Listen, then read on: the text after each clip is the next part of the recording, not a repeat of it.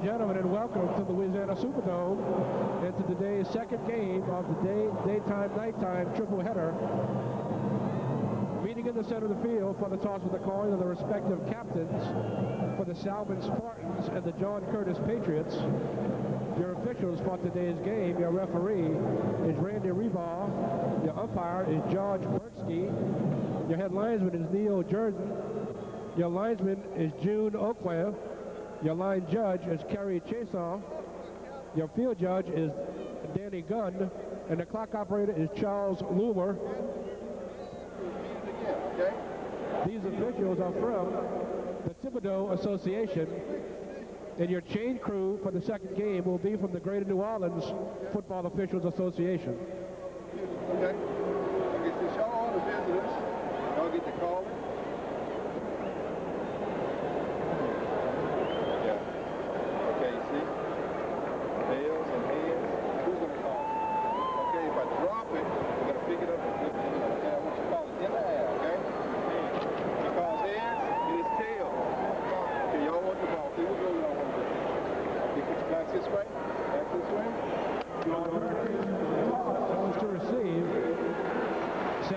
Choice of goals have elected to defend the north goal and will kick off to start the game.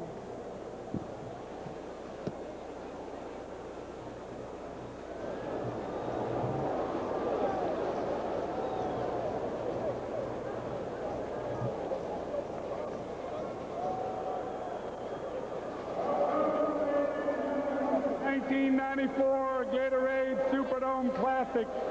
This afternoon's matchup is the Class 4A State Championship game.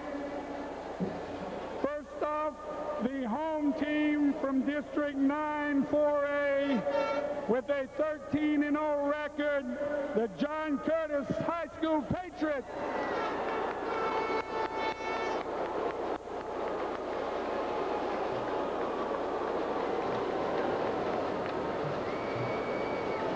The visiting team from District 12 4A with a record of 13-1, the Salmen Spartans.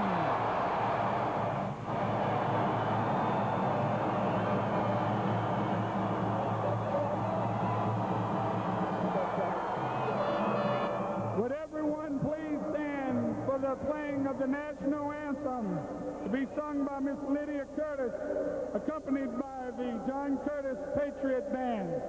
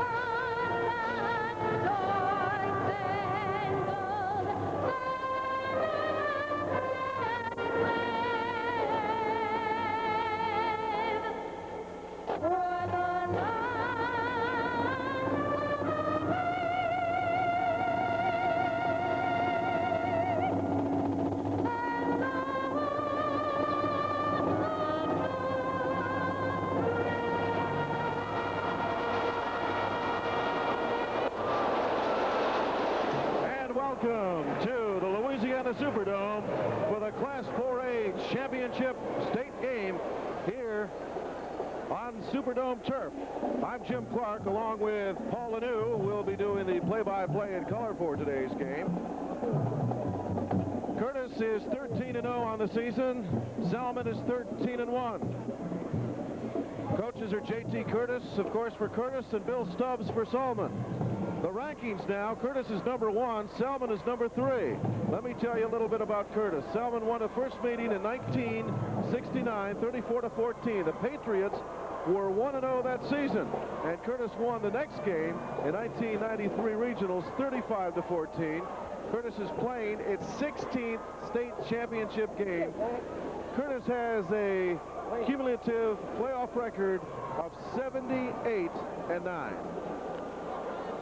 About Salmen, except for the loss to Hahnville, no one came within 26 points of Salmen in regular season or within 14 in the playoffs. Salmen has allowed 9 points in the playoffs and has shut out opponents 15 to 16 quarters in the playoffs. And we're ready to get underway here in the Dome. Number 6, Patrick Green kicks off.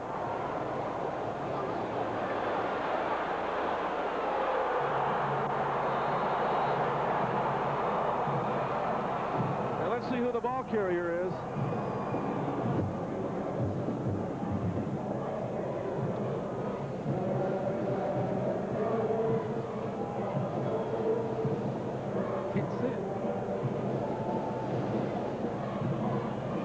We weren't able to get a line on the ball carrier on the kickoff.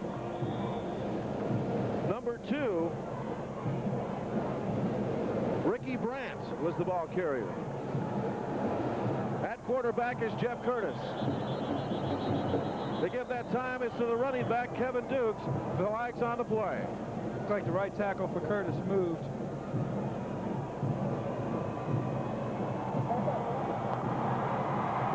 Dead ball procedure on the red team.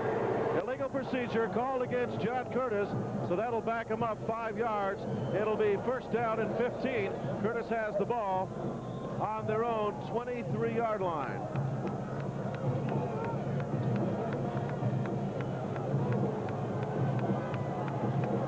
Their offense.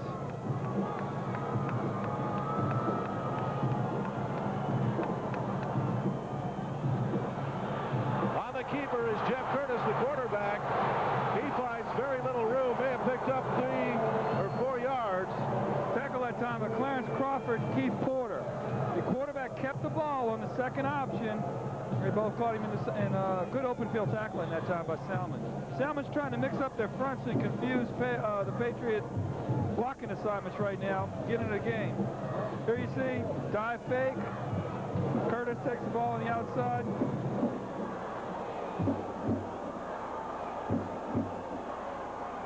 Back to pass is Curtis.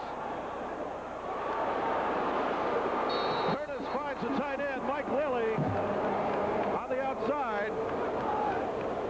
Damian Woods on the tackle that side, but not after a long game. Curtis going in a misdirection game early. About a 10-yard gain on the play. It'll be third down and 2. PC spiral. Right on the numbers. Pulls it in.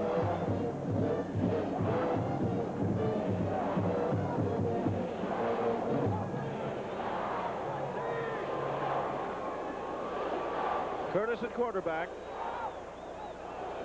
The ball is given to Dukes, and Dukes is going to be close to the first down. In fact, I think he has it from our standpoint.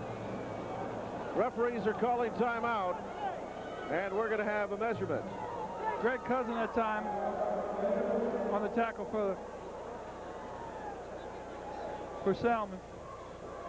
Real close. We're going to have to measure it. I can't even tell from here, Jim. 11:04 remaining in the first quarter, and he's got it. Key first down in the game. You know, on the inside there, you see Greg Cousin with the tackle.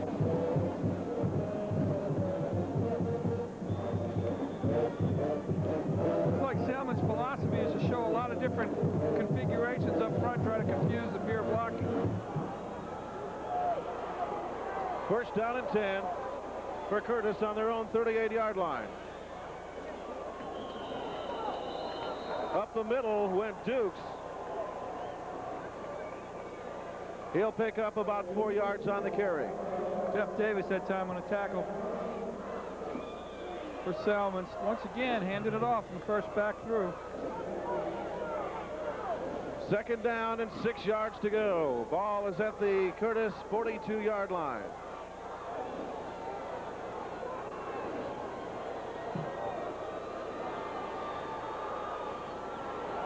On the option, pitch out to Strawn, and Strawn is dropped for about a 5-yard loss. Damian Woods coming up from his defensive backfield safety spot again.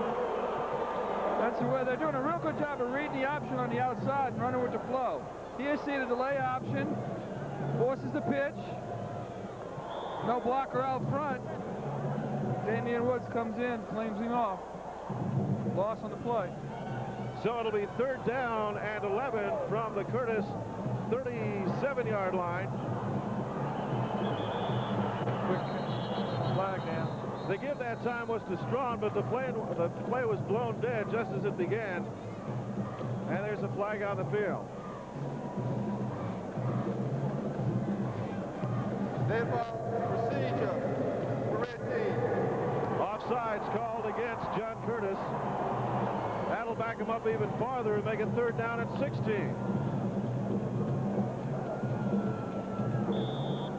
So Curtis having a little hard time getting going here early in the going. You see, right tackle again. That's twice he's moved. The tackles have a hard time hearing. They're far enough away from the quarterback that if he's not looking straight ahead, giving them a chance to hear the sound, they usually don't get it. Jeff Curtis in a quarterback. And there's movement again. This time And what happened? Salmen drew the guy offside. He moved, and across came the tackle.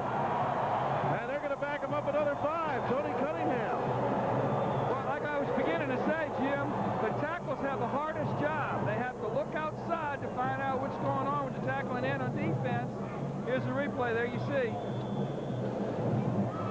Then the quarterback doesn't always look right at them. So they have the hardest job. They're the furthest away, but they have to be quick off the ball in order to set their blocks. So it's catch-22 on the tackle's part. 3rd down and 20 now. The give is to Strawn. Strawn finds lots of daylight and is tackled right at the 50-yard line. It'll be 1st down and 10 for the Patriots. Greg Cousins and Brandon Dale on the tackle for Salmen, but not after a great game. He gives it on the outside veer. This tackle, he sets it to the outside, nothing but speed. 1st down and 10 for Curtis at the 50-yard line mark.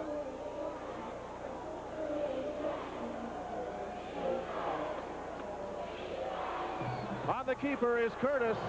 He finds very little running room, may have picked up a yard or 2. Jeff Davis just doing a fine job of reading the outside veer and playing the backs like he needs to.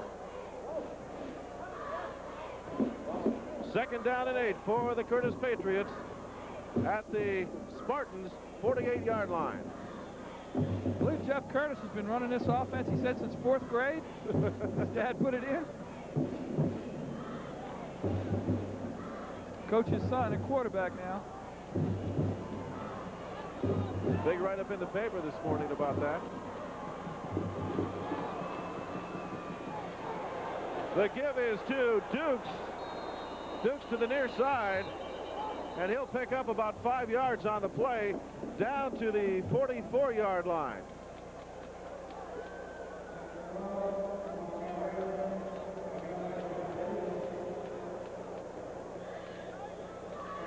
There you see the tackle. Looks like 36 Chris Bridell limped off the field on that. He might have got kicked in the ankle. 3rd down, about 4 yards to go.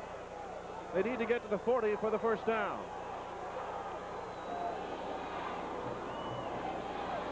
Back to pass as Curtis finds his receiver. He got a hand on it, but it couldn't keep it. And that'll bring up 4th down, and they'll have to kick it away. Salmen plays a base 3-4 defense like most of the pros are doing nowadays and rotating that secondary toward the wide receiver. AC Curtis throws the ball into the slot man. Have a collision there and he didn't get the ball. Curtis has plenty of time to throw. Great protection. It's created by the play action passes. Mike O'Brien will kick it away. Number 6, Patrick Green, is the deep man. A wobbly kick.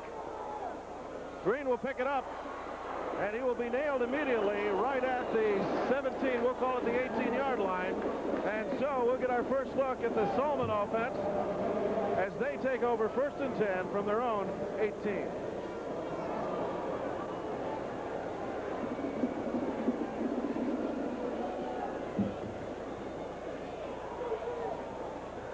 No huddle. First play called on the line of scrimmage. The quarterback is number 2, Brandon Dale. The backfield is Woods and Green. Wide receivers Walcott and Silvis.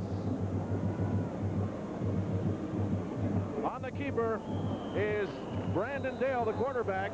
He'll pick up about 1.5 yards. It'll be 2nd down and a long 8. Greg Norman that time, the outside linebacker, turned everything inside. Outside 92, Joseph Loray on the tackle.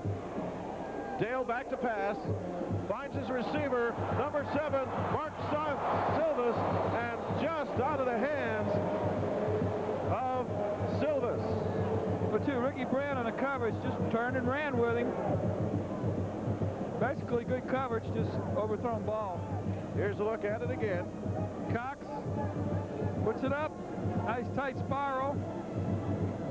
Places it over the secondary and outside. Either the receiver catches it or it's incomplete. Nice safe pass. Both offenses are giving the passers on both teams plenty of time to get rid of the ball. Spread offense, no back behind the quarterback.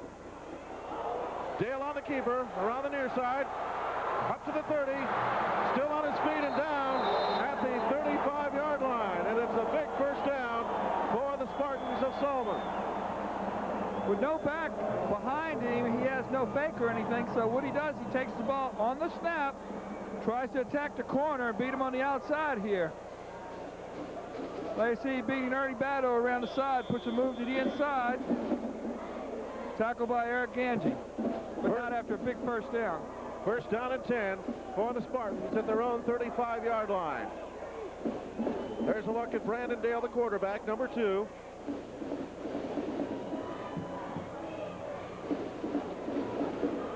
They give that time is to the fullback, Chris Green, number 30.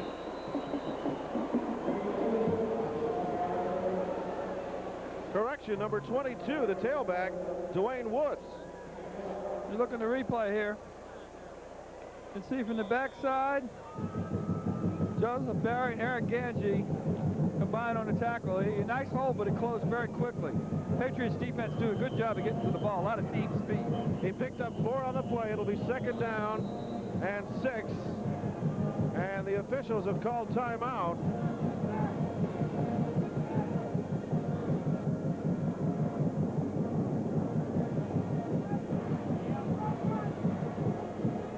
There's a look at coach and Bill Stubbs from Salmen. Bill Stubbs said this morning in the paper that there's so much talent on Curtis's defense, anything they do will work.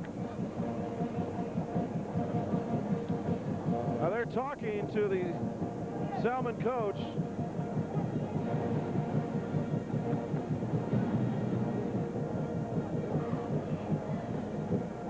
Don't know what's going on.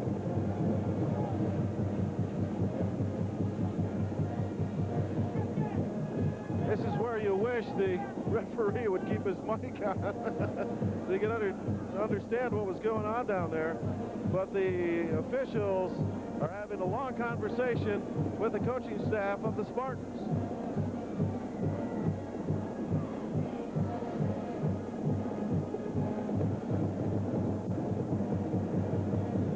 Now they're coming over to talk to the Curtis coaching staff.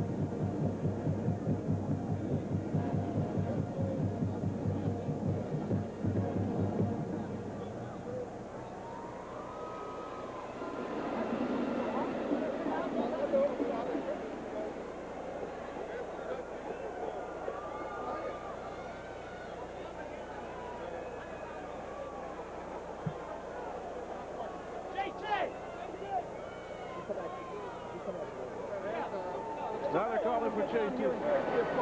They don't use phones. I use phones. That's why it's not I know it's not your problem, Coach. Here's the problem. Here's the problem. They're not using headphones over on Salmen's side, and now they're asking that the Curtis coaches take their phones off. Not use your phone. Hopefully they can get a fix. Both start using the phone. Okay? I know how to do that. I really don't want to do that. I really don't want to do that. I know you don't, Coach. But I know, but out of courtesy, I think it's the right thing to do. So that's what's going on. That seems to be the argument at this time.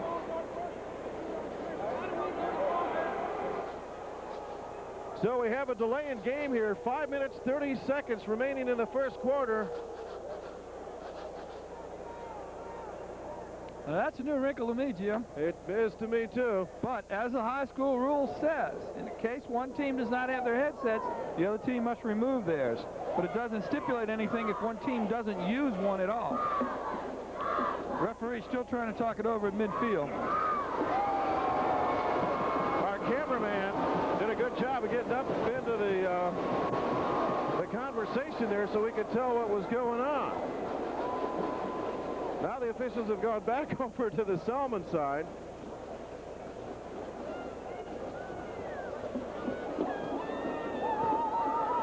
I still see one of the coaches wearing a headset for Curtis. Now we're back in the action now. Second down, 6 yards to go. Ball at the Salmen 40-yard line. And the play is blown dead. Flag on the field before it can really get started.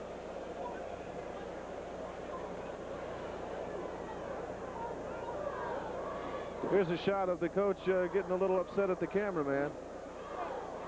That's not Woody Hayes, is it? There you see him with the headset on now. Procedure penalty called against the Spartans, so they'll back them up 5. And it'll be second down and 11 yards to go when we resume play.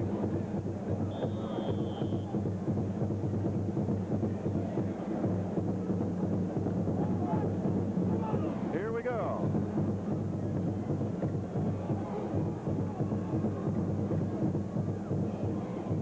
The give is to number 22, Woods. Woods can't find any running room. He may have picked up a yard or two, but he was dropped cold. Just trying to get something on the outside. It looks like they haven't even tried the inside yet. They're just conceding that to the size of Curtis's defense in the middle with Mitch Tassin and Ernie Batto on the line there. They're just trying to get something outside where it looks like maybe they can get some room. He picked up about 1.5 yards on the play. It'll be third down and 9 for the Spartans. Again, the quarterback is number 2, Brandon Dale. Dale is back to pass. Has some time. He's going to keep it. He's on his feet. A flag's been thrown. Makes his way to the 40-yard line. But we have some laundry on the field. And let's find out what that's going to do. Holding called against the Spartans. It wipes out an excellent run by the quarterback, Brandon Dale.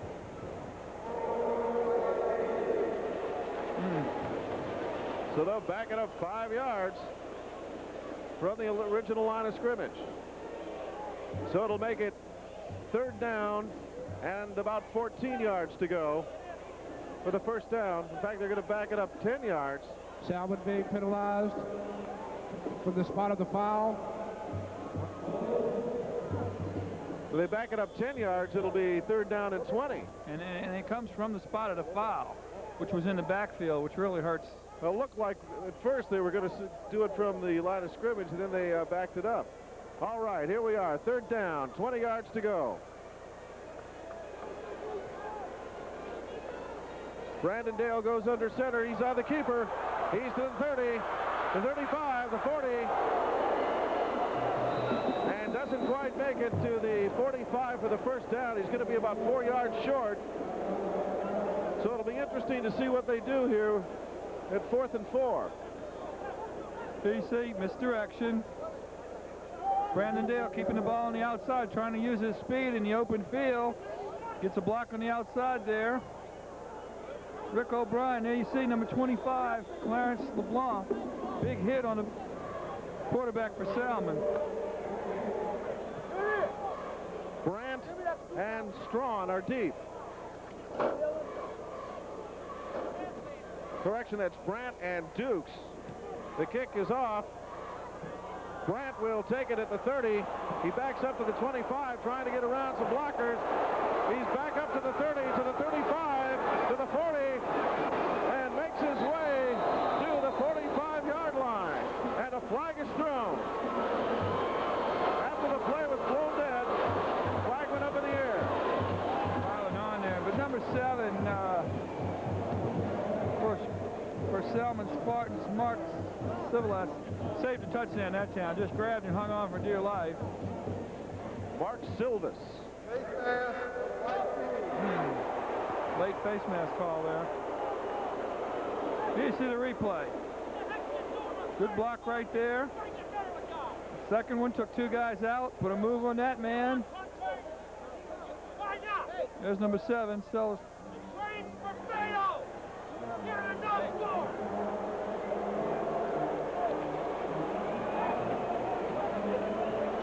So after the face mask penalty, Curtis will have excellent field position. It'll be 1st and 10 at the Spartans' 40-yard line.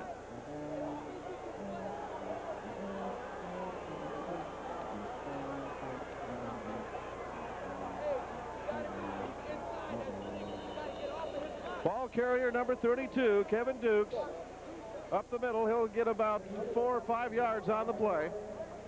Greg Cousin again on the tackle. The inside veer that time, first back through. Just tripped him up. He would have broke through clean.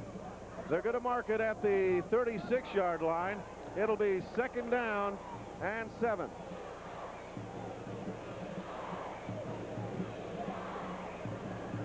The give that time is to Strawn. Strawn barges his way up to about the 31-yard line. Once again, Damian Wood in the secondary making the tackle, but not after a nice gain. 3rd and short. 3rd down and about a yard. They're going to place the ball right at the 31-yard line. There see Woods driving his feet. Kevin Dukes continues to run strong in the middle. 1 minute, 53 seconds and counting here in the first quarter for the Class 4A state championship title.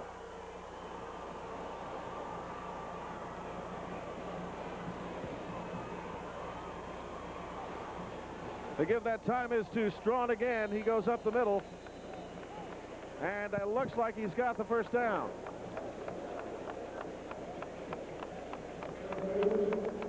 Brian Palmer on the outside along with number 4 Damian Woods on the tackle. Nice drive going for Curtis here. Moving the ball down the field again. Gain of about 3 yards on the play. It'll be 1st down and 10 for the Patriots at the Spartans' 28-yard line.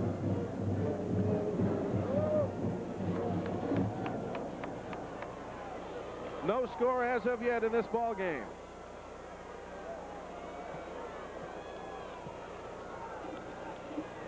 Back to pass. Here's Curtis, intercepted by number 7, Mark Silvis. Silvis still on his feet. He's to the 30, to the 40, still going, and is knocked down finally at the 45-yard line. A big interception for the Salmen Spartans. Boy, what they did is they put 2 wide receivers, ran one in and out, and the other one on a post. Just missed thrown ball. He let him by too much in the seam, and Silvis broke through the ball, caught it. Overthrown ball by Curtis. There you see him zinging out there. There it is. He just overthrew it. Comes back, reverses his field, tries to get over by his own sideline. Picks up a couple of blocks.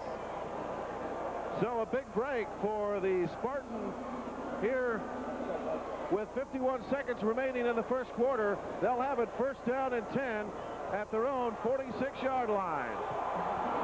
Brandon Dale at quarterback. Dale hands off to Woods. Woods will make his way up to about the 47-yard line for a 2-yard gain. Number 92, Big Joseph Luray and Mitch Tasman on the inside, just doing a great job of shutting down anything they're trying to run inside. Curtis's defense real talented. There's a look at the master, J.T. Curtis, on the sidelines. Coach talking to his son, quarterback. 3 generations of Curtis's.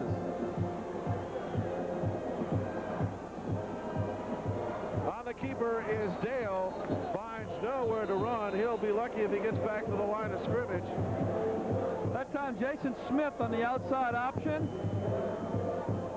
Tripped up the quarterback, Brandon Dale. Dale lost about a foot on the play. It'll be 3rd down and a long 9. What Salmen has gone to now is a triple stack backfield. Well, we got a timeout here. No, in fact, that's the end of the first quarter. No score in this ball game here at the Louisiana Superdome. Salmen nothing, Curtis nothing.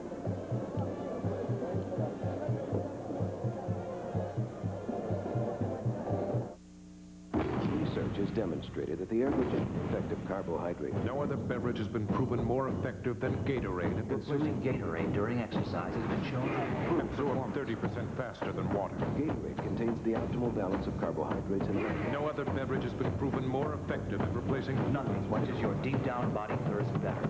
Scientifically tested, athletically proven. Only Gatorade Thirst Quencher is liquid technology. for that deep down body thirst. Come out to play! All right, we're back at the start of the second quarter, and we were just commenting. In fact, our audio guy mentioned that this is the first game of all these championship games. All right, let's go. Oh, that hurt. Turn the microphone off there, Ref, before you blow that the whistle. microphone on. But this is the first game of all the championships so far. There hasn't been any score in the first quarter. Back there's the give to number 33, Green. Correction, number 30, Chris Green. Green is going to be dropped for a loss. Once again, Eric Ganji right again on the tackle along with Jason Smith. Here you see the triple back offense, 2 lead backs, guard coming around. They just left big number Mitch Tassin over the center free. Comes in, knocks his helmet off.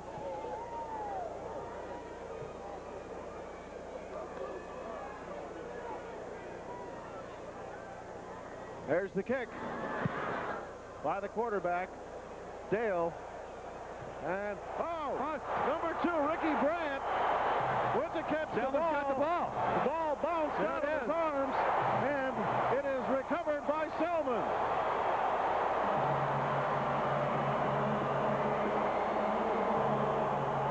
What happened that time is his own blockers, in an effort to try to keep him from getting hit, got too close, and he muffed the ball. Big break for the Salmen offense now, coming on the field with the best field position they've had the whole game. They sure have. It'll be first down and 10. Here's the a look at replay. it. Bounced off his face mask. Hit his own man. Salmen guy falls on it. Trying to see who that is. That's number 40, who would be Bubba Hotard. Bubba Hotard coming down like a Hotard bus to grab the fumble. Double wing spread. The pitch is to Woods. Woods is loose. He's down and tackled at the 10-yard line and will have picked up another first down. Tackle that time by Clarence LeBlanc. Jason Smith, there you see, motion. Ganji overruns it. They let everybody overrun it. There's Clarence LeBlanc filling. Greg Norman out there on the tackle. Here you see. Tries to find a seam to get through there. First down and 10. Ball right at the 10-yard line. If they get up to about the 1-inch line, they can get a first down. The give again is to Woods, and Woods is working his way in for a touchdown. Jim, that time they went with the triple stack high, 2 tight ends, but they went unbalanced line to the right side of the field. Curtis never adjusted, so they were outnumbered on that side, made a big crease for Woods to sneak in, and then once he got down to the goal line, he snipped it, kept his leg moving. Here's a look at it again to give the Woods. Broke through the secondary free. He had to work for it, but he gets into the end zone. Right there, hits the safety. for Curtis. That was number 2, Ricky Brandt, just dragging him into the end zone. Patrick Green's kick is up. It was blocked, and it's no good. And so, with 10:33 remaining in the first half of play, it's the Salmen Spartans 6, the John Curtis Patriots nothing.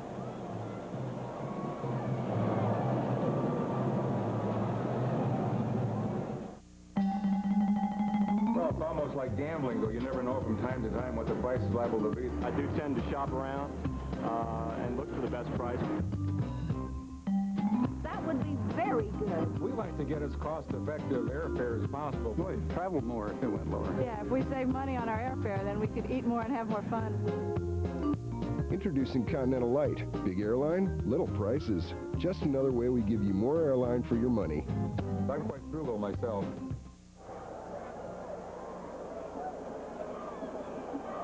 Triple back offense, unbalanced line, big hole. First guy to contact him, number 2, Ricky Brandt. Keeps his legs driving, touchdown. And of course, we had the blocked extra point, which gives us a 6-0 ball game in favor of the Spartans with 10:33 remaining. Special teams turnover gave Salmen a good field position and gives them 7 points from that. You just can't, 6 points from that. You just can't have big plays like that on the specialty teams. You need to make sure that those are just as solid as an offensive or defensive play. Unlike Curtis to do that. Very well coached team. Patrick Green, gets ready to kick it off. And he does.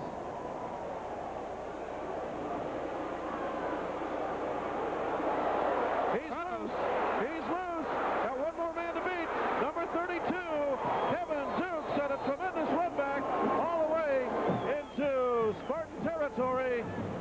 And he's going to be down at the 30, let's see where they're going to mark a 34-yard line. And a big run back. Here, let's look at it again. Sets up in the middle, takes the sideline, has the sideline give it to him. Big blocks by everybody, puts a move on there. If it wasn't for Damian Woods, the safety, and Patrick Roberts hustling, it would have been a touchdown. So I can tell you what, a lot of movement on that play. Flags all over the field. They're going to bring it back, and I'm sure Curtis was offsides. What they tried to do that time was call a play on the sideline, get on the field, and get it called since they were on their hash mark, right in front of their pin. On the red team. Trying to get on the field and get the play off before the defense had a chance to set. There you go. So they're going to mark off 5. It'll be first down and 15 for Curtis at the Spartans' 39-yard line. Good philosophy, just backfired that time.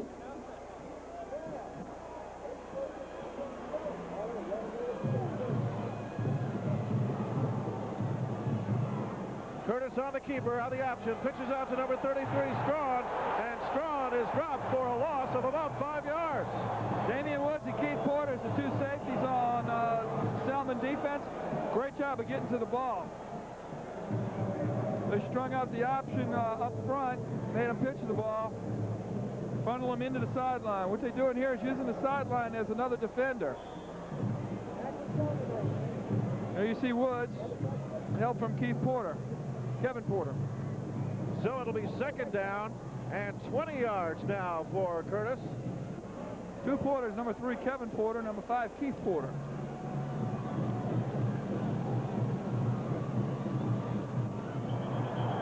And again, Curtis, it goes offsides. Left tackle, like I said, you're in a dome stadium where noise can't dissipate. Heavy air because it's wet outside, no, humidity's high. Fans playing on the sideline low right there. Just the tackle just cannot hear. And it's real key that he gets off and sets his block. So he's trying to get on the sound and just, it's real hard for him. Curtis having a hard time getting anything going offensively here. They had a great run back. But have since moved backwards. Back to pass is Curtis. Looks for a receiver. Finds one in Brandt. And Brandt is way overthrown. And there's a flag on the field. And look, everybody pointing at Curtis, so it looks like another penalty against Curtis. How unlike the Patriots to have, I was going to say that, 4 procedure penalties by their tackles.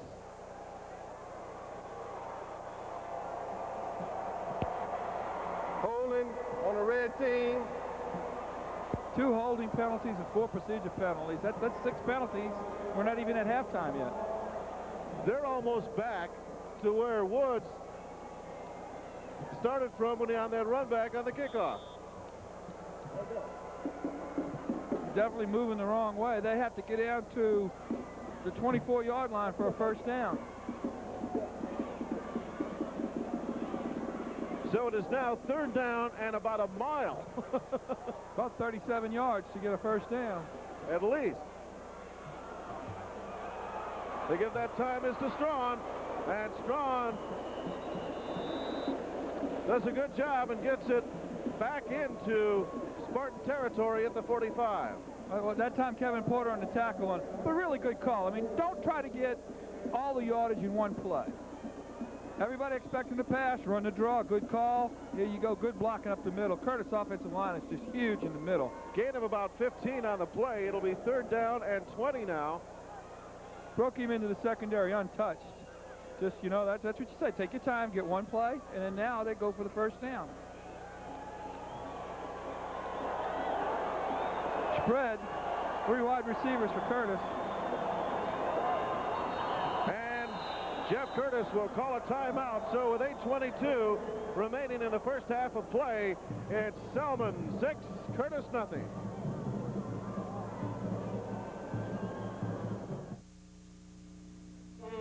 At Mike's Place, may we suggest the catch of the day?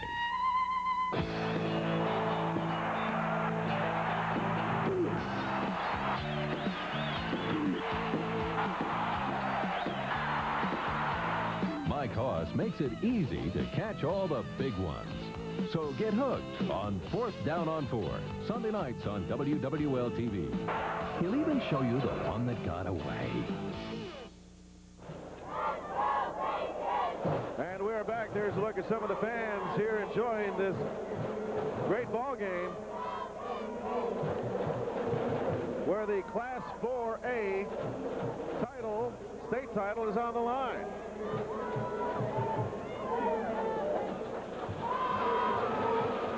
When we resume play, it'll be 3rd down and a long 20 for the John Curtis Patriots.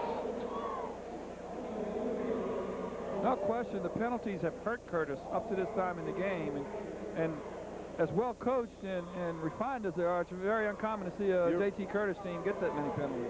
And mistakes. The muff punt. Yeah.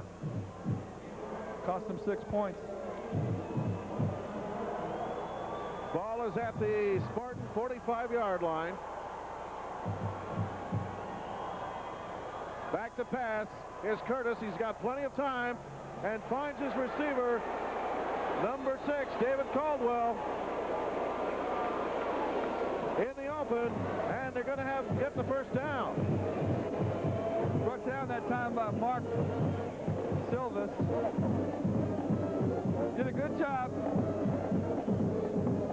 Taking it back, looked at the first receiver, came off underneath to Silvis. That was not the initial receiver, but he stuck with him, moved back to the inside of the field to get open for his quarterback, give him an outlet pass. They wanted to go deep first. Now they're bringing the chains out, and just barely, but they got the first down.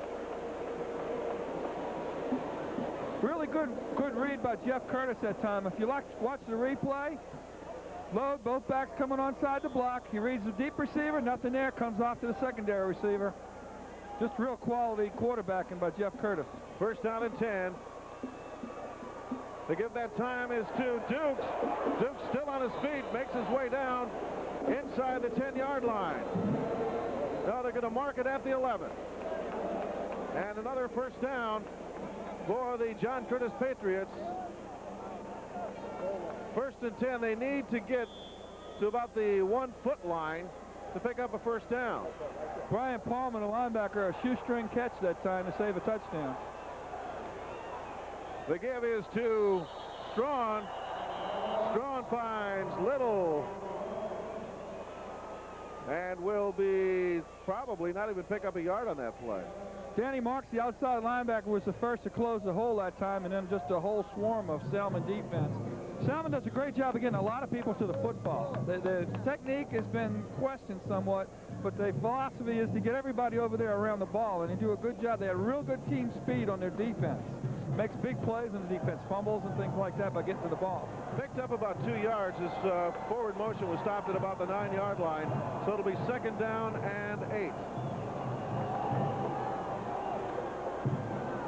On the option to number 32, Kevin Dukes, and he can't find anywhere to go. That play didn't fool anybody.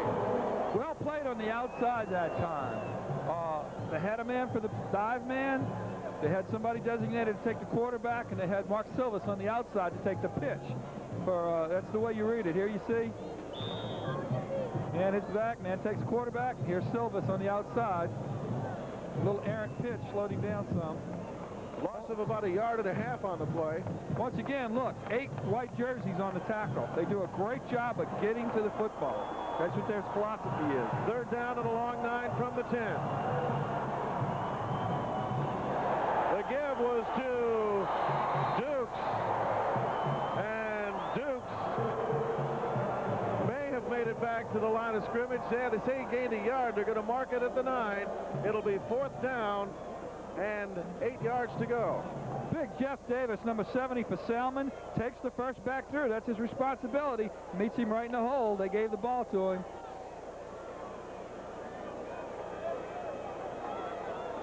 Big 4th down. Ricky Brandt has come into the game. Big 4th down play. In motion is Strong. Back to pass. Did he get it? Intercepted. Intercepted. Intercepted in the end zone.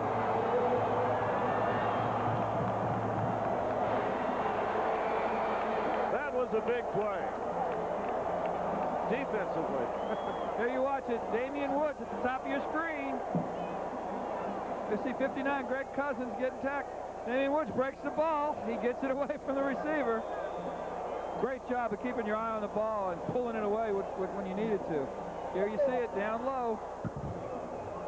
So the Spartans stop him cold and will take over 1st down and 10 on their own 20-yard line. That was a big, big play. Salmen did little right that drive. Patriots took the ball, went right down the field to get into the end zone. A timeout has been called with 5:37 remaining in the first half, excuse me. It's the Salmen Spartans 6, the John Curtis Patriots nothing. It's New Orleans tradition, good food and fun. We're going to the races, everybody come on. Enjoy live thoroughbred racing at Fairgrounds every Thursday through Monday now through March 27th. There's a delicious clubhouse buffet, plus complimentary grandstand admission and general parking. Call 943-2200 for reservations. This is the place for ponies, pizzazz, and all that jazz. The New Orleans Fairgrounds. And all that jazz. All right, we are back. 5 minutes left in the first half of play. So a break on a punt, interception in the end zone. Curtis probably has much more offense right now than Salmen, but they're losing on the scoreboard. Brandon Dale at quarterback for the Spartans. The give that time is to number 4, Damian Woods, and Woods will make his way up to about the 28-yard line. A pickup of about 8 on the play. Hey, Malcolm Bergeron hit him first, but did not wrap him up, and Clarence LeBron had to come over and finish him off to save him from going to a touchdown. A picture of the Salmen offense there.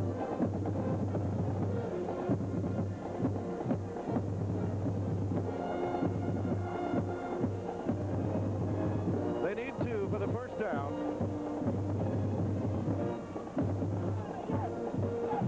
The give is to Woods. Dwayne Woods.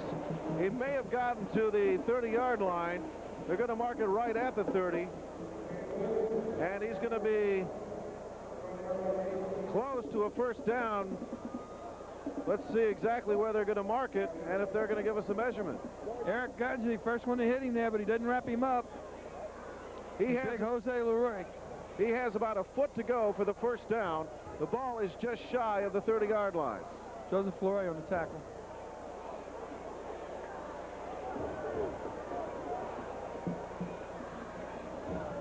Trying to draw him off sides, a long count. The give is to Dwayne Woods, number 22. He'll pick up the first down and then some. Tackled at about the 34-yard line. Ricky Brand on a tackle, betting face to face. Here we see two lead blockers pulling guard. Eric Brand leads him face to face, takes him back.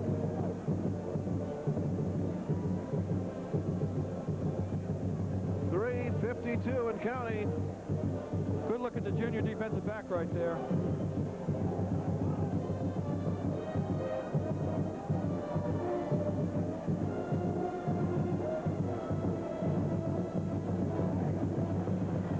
On the keeper, Brandon Dale.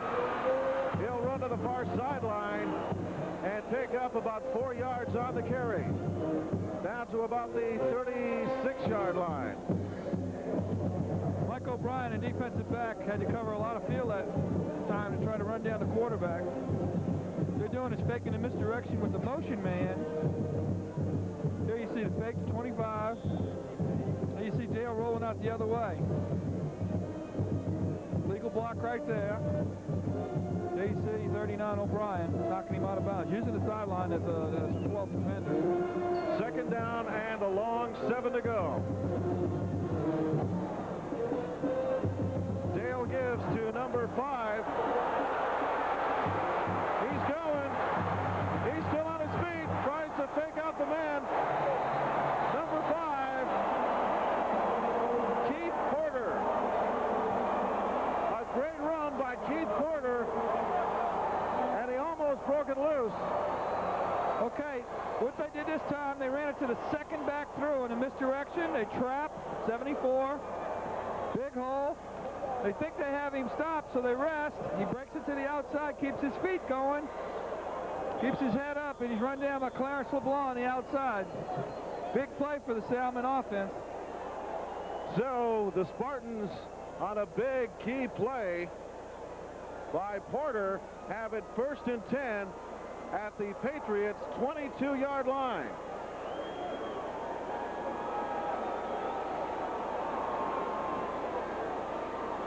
The give is to Dwayne Woods. Woods can't find anywhere to go with it. It'll probably lose about a yard. Big Ernie Batto that time. Back ran right into him. Now there's a helmet.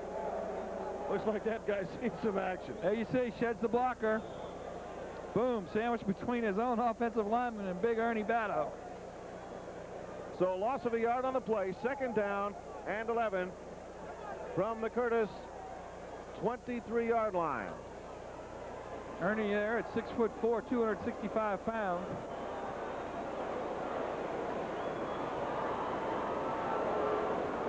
Back to pass is Dale. He's going to keep it. Heads for the sidelines and is run out of bounds at about the 24-yard line.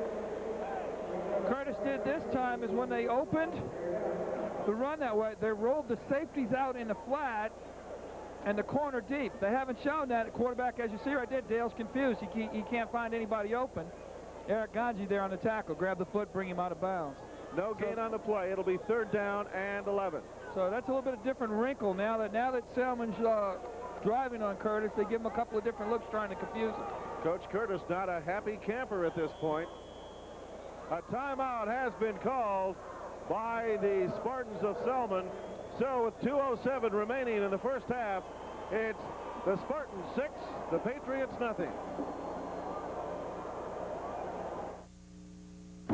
research has demonstrated that the average effective carbohydrate... No other beverage has been proven more effective than Gatorade in Consuming Gatorade during exercise has been shown to improve absorb performance. 30% faster than water. Gatorade contains the optimal balance of carbohydrates and... No other beverage has been proven more effective at replacing... Nothing quenches your deep down body thirst better. Scientifically tested, athletically proven. Only Gatorade Thirst Quencher is liquid technology. For that deep down body thirst. Come out to play! So the teams are coming back out on the field after that timeout. Want to remind you that at halftime, here at Diamond Vision, we'll show you all the halftime festivities, all the bands, all the dancing girls, all the cheerleaders. All of them? All of them, I promise you. We don't want to miss that. By the looks of things, just telling from here, I think the Spartans have a bigger band than the Curtis Patriots, but not by much.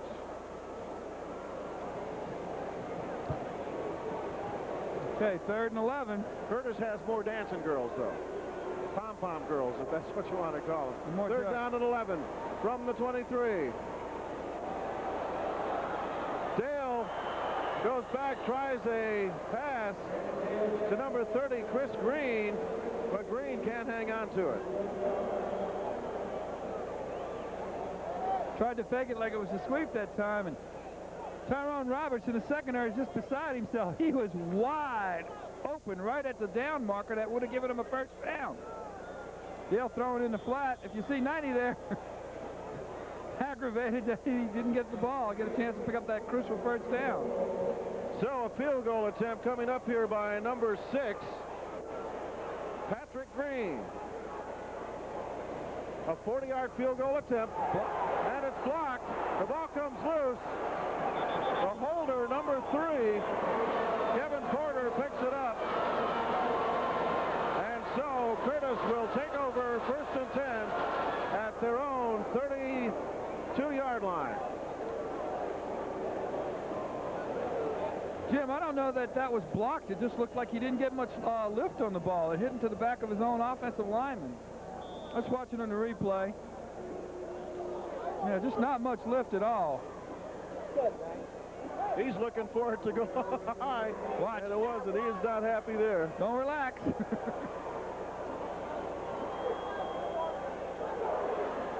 They give that time is to Strawn up the middle. Correction, they give that time was to Dukes. And they're in the hurry-up offense. Calling the plays at the line of scrimmage. Jeff Curtis, the quarterback. Back to pass. Here's Curtis, has plenty of time and tries to hit the wide receiver, number 6, David Caldwell, but Caldwell had to almost contort his body to come back around, and it threw him off balance, and he was unable to hold on to it. Just about breaking both ankles trying to get back to the ball a little bit behind him. Mark Silvis on the coverage that time. Got him man-to-man on that side of the field. 3rd down and a long 4 for the John Curtis Patriots, who try to get something going here. Some points on the board with 1:25 remaining. The give is to Dukes. Dukes finds some room, makes his way into Spartan territory, and it's down at the Spartan 47-yard line. And it'll be a 1st down for the Patriots. Brought down that time by number 44, Brian Palmer. As you see, good call, angle blocking. They're in the hurry up again. Expecting a pass. The give is to Strawn. Strawn will make his way about 2-3 yards to the 45-yard line. Well, that time, Danny Marks stepping in and making the tackle. Man-to-man coverage. That was his man, so he stepped up. Clock is still running, just under a minute. And timeout has been called by the officials. Trying to set the chain.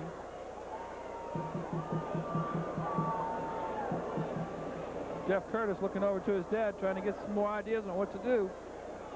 I need to try to get a score in here before halftime.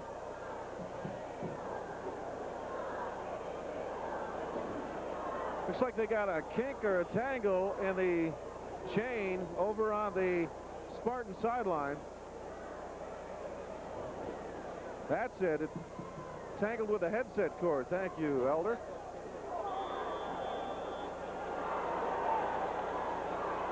Back to pass is Curtis. And his intended receiver didn't turn around in time. Kevin Dukes didn't turn around in time and didn't even see the ball coming and took a nice hit right at the sideline. Vicious hit by Damian Wood in the secondary. That was a little bit late that time. Need to watch those. Let's watch the replay. There it is. He's turning up the field, not expecting the ball yet. There's Damian Woods. Boom.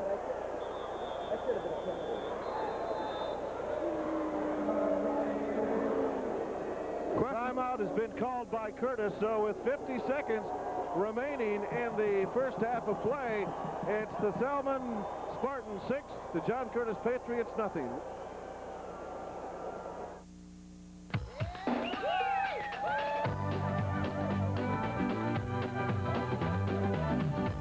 Spice up your life. Bite into a Cajun-style meat lovers pizza from Pizza Hut.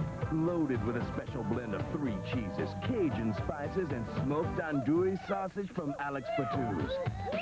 Get a medium for just $9.99 or make it a large for $2 more. Cajun Meat Lovers Pizza. Try one today and live it up.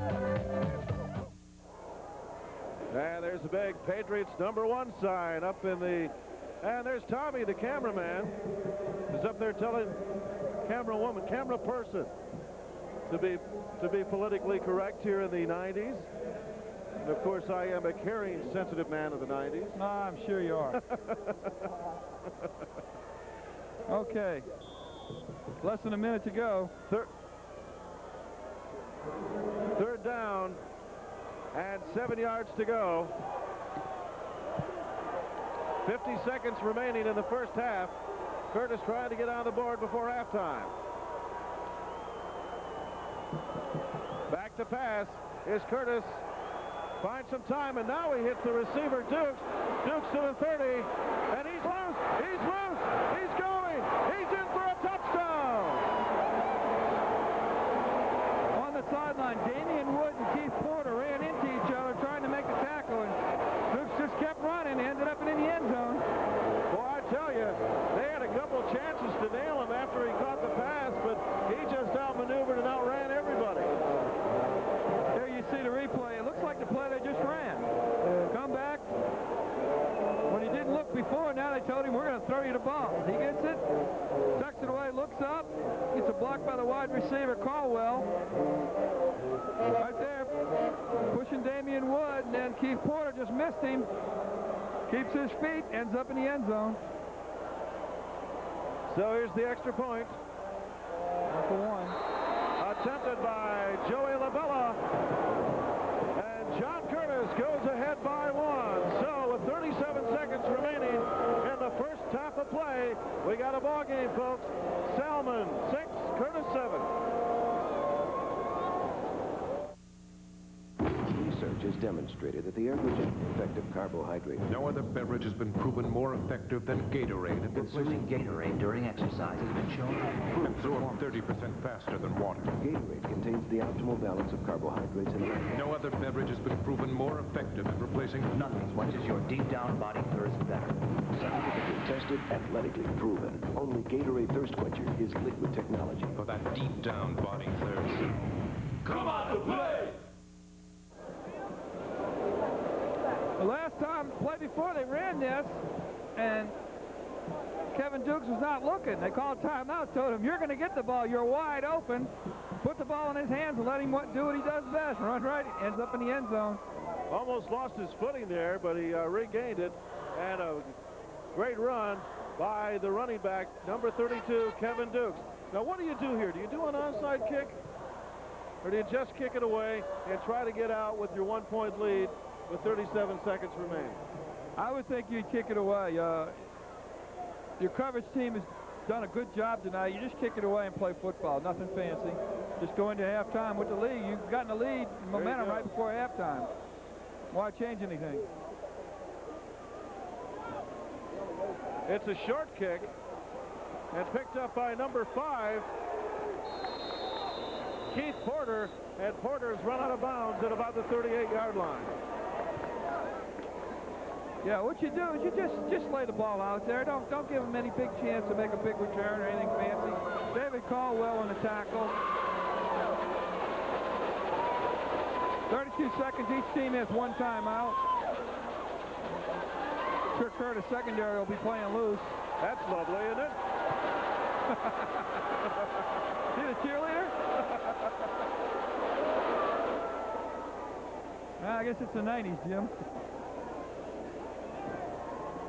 Yes, it is. What would you call that? Cheerleader. Such style of dress. All right, Brandon Dale back to pass. He throws a long one. His intended receiver was number 5, Keith Porter. Pass was incomplete. He slipped trying to throw. Just rushed it just a shade. If you watch right here, carried out his fate, looks it off, looks away, then just comes and tries to rush it a little bit. Ball came funny out of his hand, didn't spiral. Now, you know what he did? He saw number 90, Ernie Batto, headed his way, and he's like, I better get rid of this fast. Yeah, 6'4", 265 pounds. I get rid of the ball quick, too. Second down and 10. Ball to the Spartans, 38-yard line. The give is to Porter. Porter finds nowhere to run, and he may have lost about a yard or two. They went to 2 tight ends in that triple stack I. They went to in the middle of the season. And well, it doesn't look like we're going to get another playoff here. 4, 3, 2, 1. And that's the end of the first half of play here for the Class 4A state title. It's the John Curtis Patriots 7, Salmen 6. We'll be back with the second half of play after.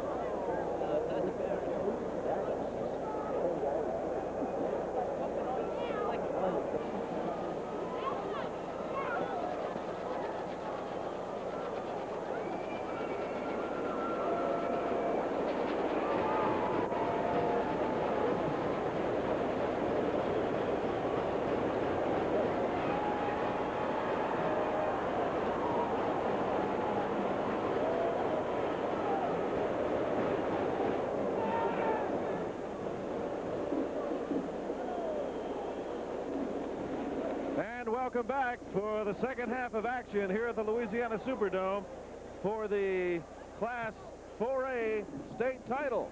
This is Jim Clark along with Paul Lanou, the color commentator. And we've got ourselves quite a ball game. The first half of the ball game, Paul, was a lot of miscues, a lot of mistakes on the part of the John Curtis Patriots. They were penalized 6 times for 80 yards. How unlike a J.T. Curtis coach team. I know, and then that costly mistake when he muffed the kick. Okay, Salmen, great field position at their own 20. 4 plays later, they bring it in, score, and then Curtis blocks the extra point to make it 6. Then right before the half, a big pass play, 41-yard pass play. Missed tackle down the sideline. And touchdown for Curtis. Brings it to kick the extra point, so it gives him a 1-point lead and momentum going into halftime.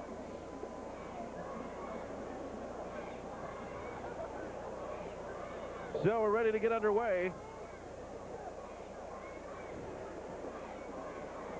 Joey LaBella will be kicking off for John Curtis.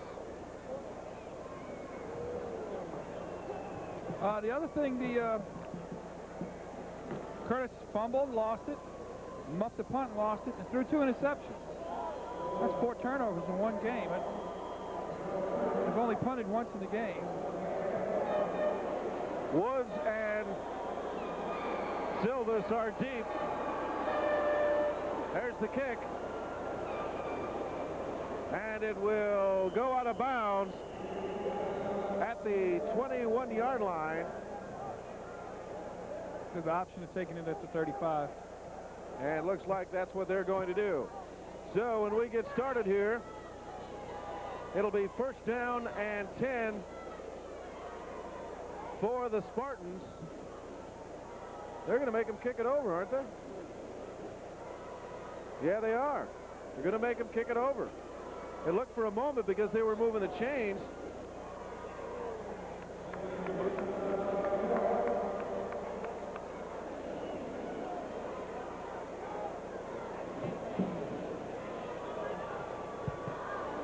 So we'll have a re-kick. Interesting to see how this works out. Yes, it is. Let's see where the field position comes. They'll be kicking off now from the 35-yard line.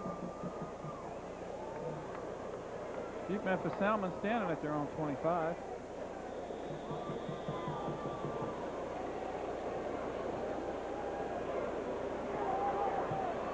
So the ball is taken by Porter, and Porter brings it up to the 48-yard line.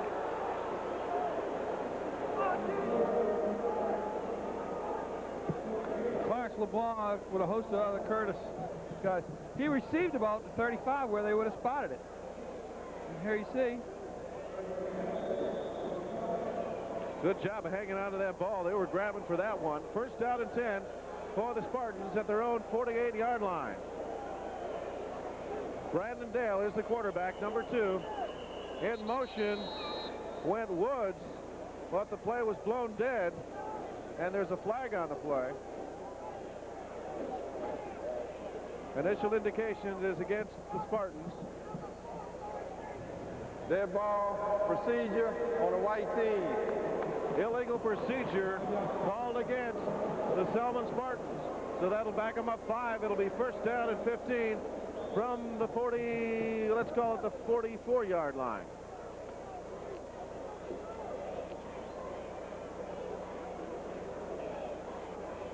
There's a look at Bill Stubbs, the Salmen coach.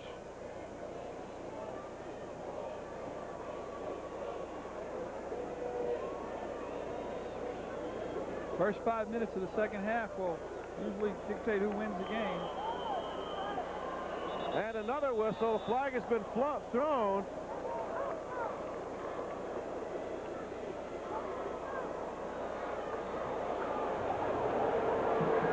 Delay a game, white team. So they'll back him up another 5. So it'll be first down and 20 now for the Spartans at their own 39-yard line. Back-to-back penalties like that start Salmen in the hole. Coach Stubbs doesn't look too happy about that at all.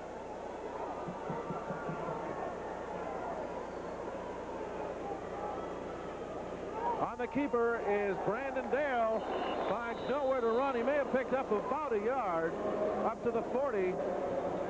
It'll be second and 19. Jason Smith, Scott Pritchard on the tackle that time. What happens is they fake it to the motion man as a sweep, try to use the misdirection to freeze the linebackers and get on the outside. But with no backs in the backfield, there's nobody to read but the quarterback. Second down and 19 for the Spartans from their own 40-yard line. Back to pass is Dale. Fields the rush. He hits his fullback, Chris Green.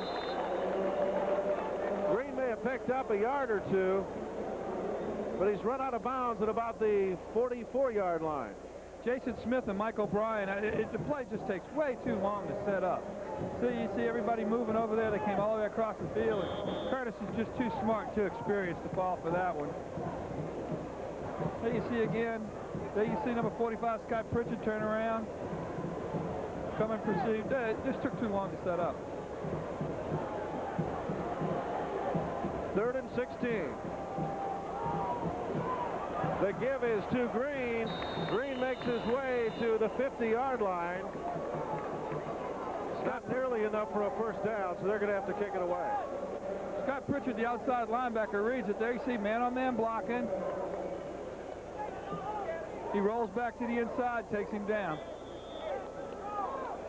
Good tackle, but it changed his direction, keep him from getting any more yardage, picking up the first down.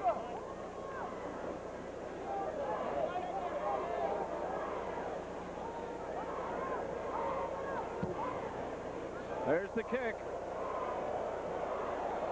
Flag on the play. It'll be taken by number 32, Kevin Dukes. He's to the 20 and is tackled at about the 24-yard line, but as we said, there's a flag on the play.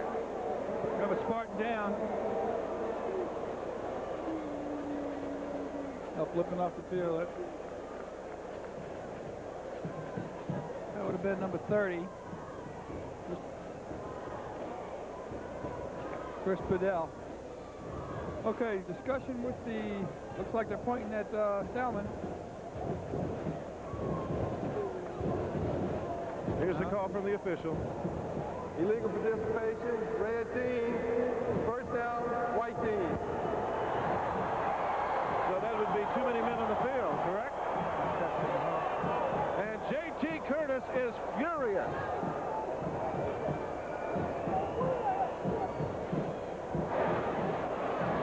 He is not happy.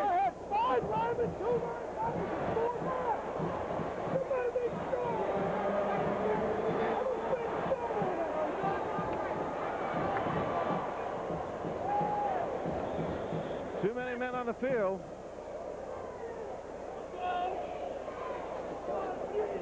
First down and 10. Because of the penalty for Salmen, they keep possession.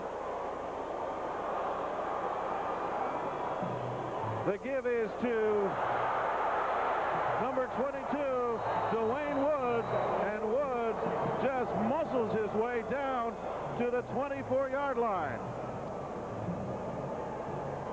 Clarence LeBlanc, number 25 in the secondary.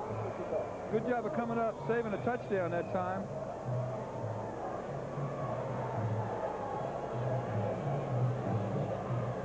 First down and 10 for the Spartans at the Patriots' 24-yard line.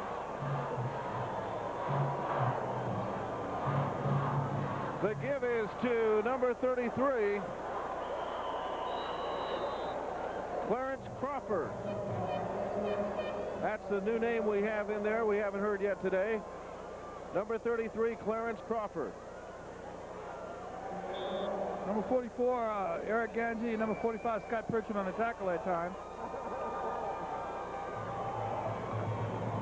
Slant play to the outside, trying to get a little seam where they can break through the safeties and into the secondary. Gain of about 3 on the play, second down and 7. The give is to Woods. Woods can't find any running room. He gets away from a couple tacklers. He's got some open field. He may go. He's to the 5.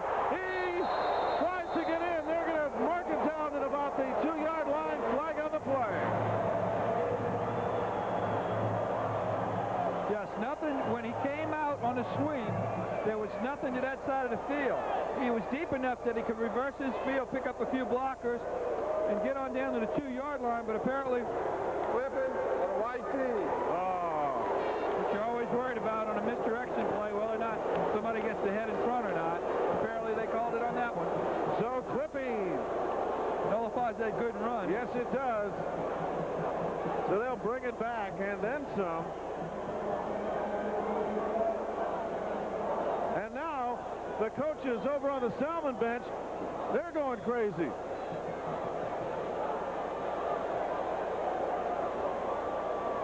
And the coach came over and told the assistant coaches, shut up. You're going to cause us another penalty. And got them to be quiet. So when we resume play,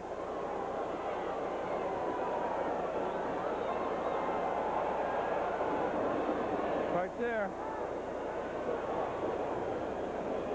the give that time is to Keith Porter. And Porter will pick up about 4 yards on the play.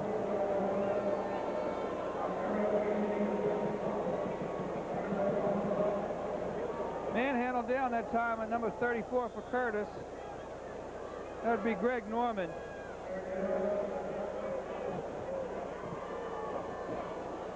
Third in a bunch. Third and about 15, maybe 16. Ball is at the Curtis 28-yard line. Third down. Back to pass is Dale. He finds Green. And Green, does he pick up the first down? Yes, he does. He's got the first down. Oh, he does not have the first down. I was looking at the first stick, and the way that the guy on the side has it turned, you almost can't see it from here. There it is. Yep. Motion man underneath. Good call. So it'll bring up 4th down and 9 now. Spreading out Curtis's defense.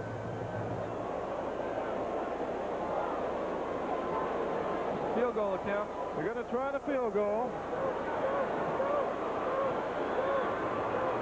Patrick Green will do the honors. This will be a 40-yard kick. There's the snap. The kick is up. And it's good. It is good. And so Salmen will go ahead by 2. So with 6:41, now the clock is still running. All right, we're going to take a break, try to get this together.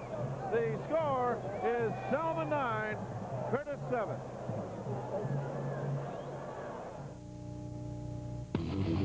Saint Sideline is coming your way.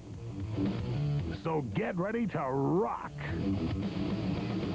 Each week, we bring you the Saints like no one else can. Ed Daniels, Alexander Laurent, and Buford Jordan. Mondays at 6:30 and 11:30 on WGNO 26.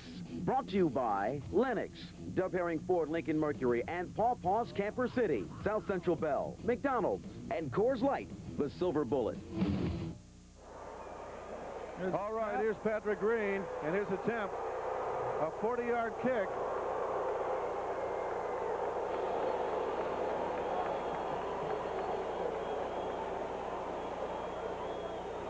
Now there's a big problem down on the field because after the field goal, the clock kept running probably for a good 30 seconds. And Curtis, J.T. Curtis, is incensed by it because they didn't see it.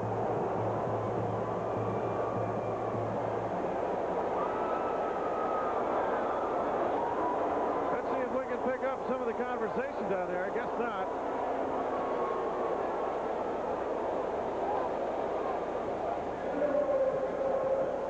The field goal was good, and they're not going to put any more time back on the clock.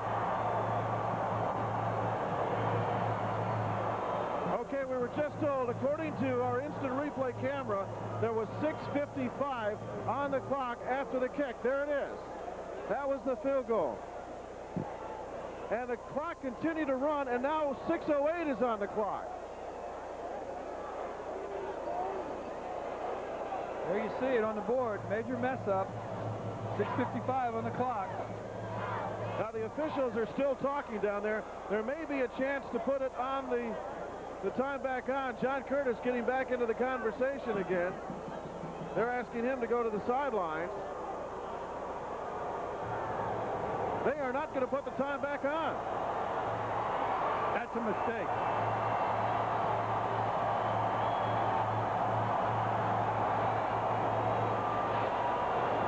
Now they've held up the game.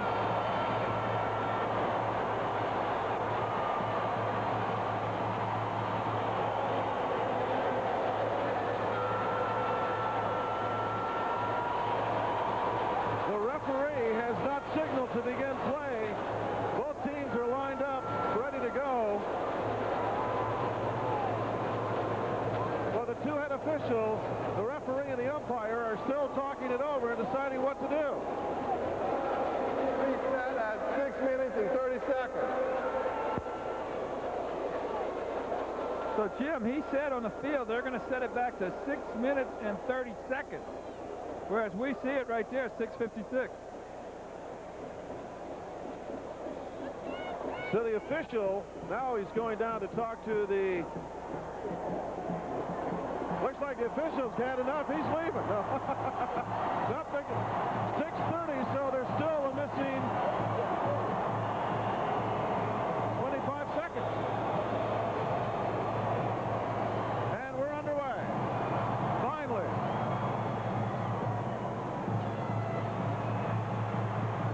To the 25, run out of bounds at about the the 29. The ball carrier was number 2. Looks like the tackle was Ricky Brandt was the ball carrier. Terrell Bethea.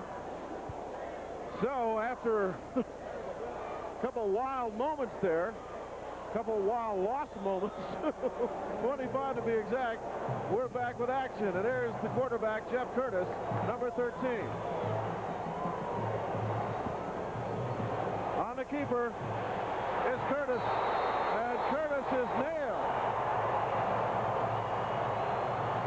Big Salmen defense rising to the occasion. And when they tackled him, they hit him hard. If we see that in the replay. Number 3, Kevin Porter. Number 5, Keith Porter. Damian Woods, Mark Silva. Here's a look at it. Watch how he gets just nailed right there. Oh. Big stick in the middle by Keith Porter. But Curtis gets up and walks away from it. It's second down and 10 from the Curtis 29. And to give that time was to Strong, and Strong can't do anything. Greg Cousin in the middle. Great job of taking on the near halfback who was going on the outside veer. He stepped up, caught him right in the face. They gave him the ball. No gain. There you see it. He stood him up. Won't let go of him, dragging him back. Stopped at the line of scrimmage. It'll be third down and 10 for John Curtis at their own 29-yard line. What a wild game this one has been so far. The give is to Duke. And Duke may have picked up 2 or 3 yards, but nowhere near enough. Say 4 yards. So it's going to be fourth down and a long 5. Here you watch the gang tackling. This time they go to handback to try to mess up the linebacker's read. Underneath there, 64. Journey Moore. The 5, Keith Porter. Forcing Curtis to punt. Big series on defense that time for Salmen. Mike O'Brien will kick it away. There's the kick. Number 5, Keith Porter, was deep. They're just going to let it bounce, take it where it lays, and they got great field position. So Salmen will take over first down and 10 from their own 48-yard line. Mike O'Brien not very happy with himself on that punt. Looks like it was only about 23 yards. 4:11 remaining in the third quarter. Salmen is ahead by 2. 9-7 over the John Curtis Patriots. Got him on Salmen's side this time.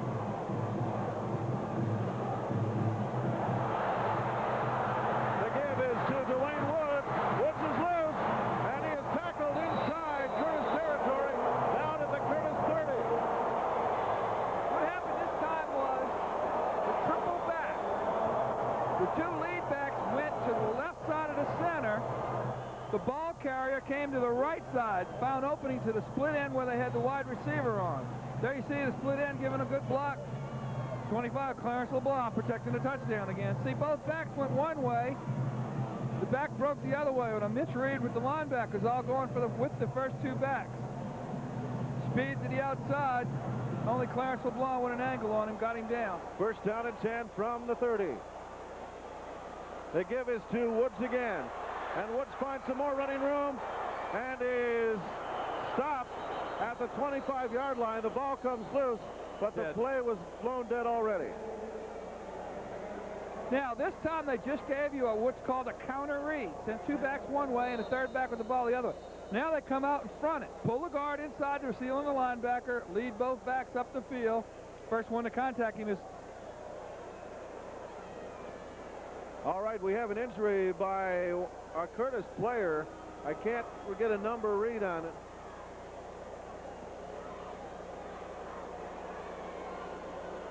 Still can't tell. They're holding his forearm. It looks like Ricky Blant, cornerback, Ricky that made Blant the tackle. had his shirt all. Ball is out. The ball is out. That was a fumble. Lucky call for Salmen.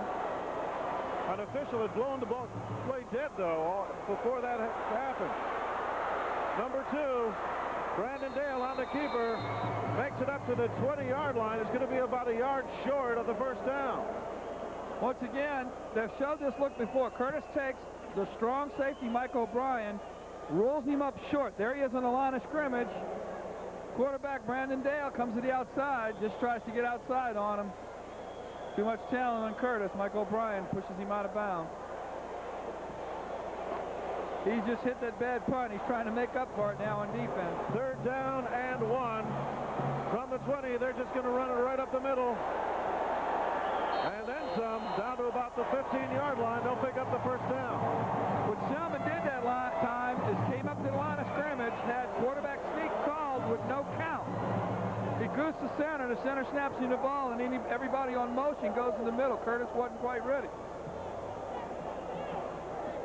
Good play on short yardage like that to get the first down, not having a seat. He just goosed the center, got the ball from him, jumped in the middle, and got the first down. First down and 10 for the Spartans at the Patriots' 15-yard line. Changing the play.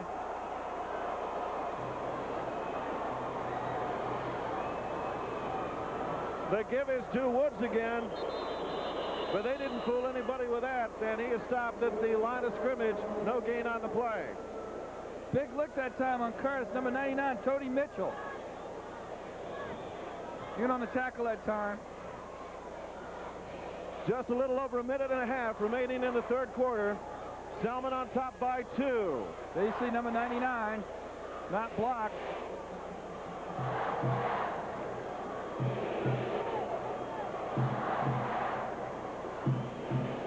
Second down and 9. And the give again is to Woods, and he gets caught in the backfield for about a 5-yard loss. Big play that time. Curtis blitzed. You watch right here, they scrape off blitz. Both linebackers through in front of the pulling guards. Number 91 that time, Cliff Crane. Cliff Crane does a fine job of getting a shoestring tackle. He, along with number 11, Malcolm Ogeron, good job of penetrating in front of the pulling guards. So it'll be 3rd down and 15 for the Spartans at the Patriots' 20-yard line now. 36 seconds and counting remaining in the 3rd quarter. Dale back to pass. Can't find anybody open. Feeling some pressure. Gets a little help there on a key block. He's to the 15 and up to the 11-yard line. Pressure by big butt number 90, Ernie Batto. But he was picked up on the inside by guard Jack Gillikin. Good job of coming back and helping his quarterback. Boy, that was a key block. Let's just see if we can pick it up here. Turns around, the guy's not open, trying to get something to happen. Looking around, here you see Batto. Here's the block right there. That was the play-saving block. So that is the end of the 3rd quarter. Got 12 more minutes to go. What a game we got going for us, gang. It's Salmen 9, Curtis 7.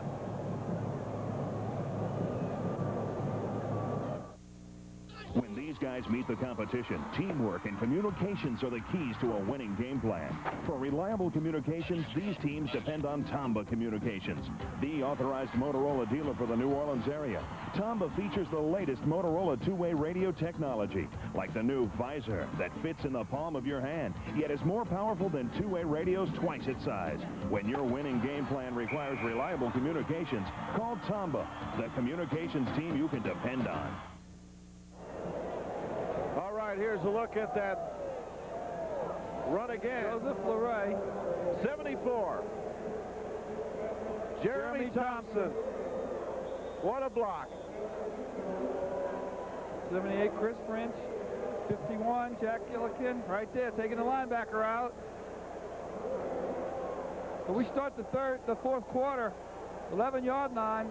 All the momentum is with Salmen's offense. It'll be 4th down and about 6 yards to go. They need to get to the 5 for the first down. And they are going for it. Timeout has been called.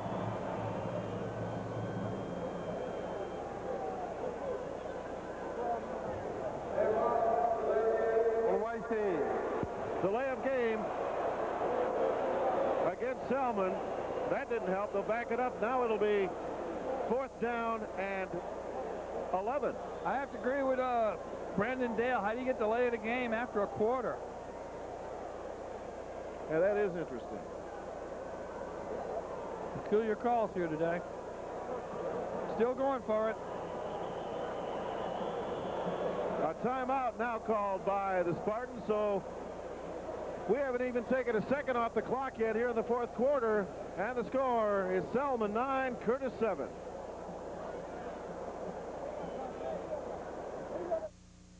Today I'd like to talk to you about the difference between here and there. I am here.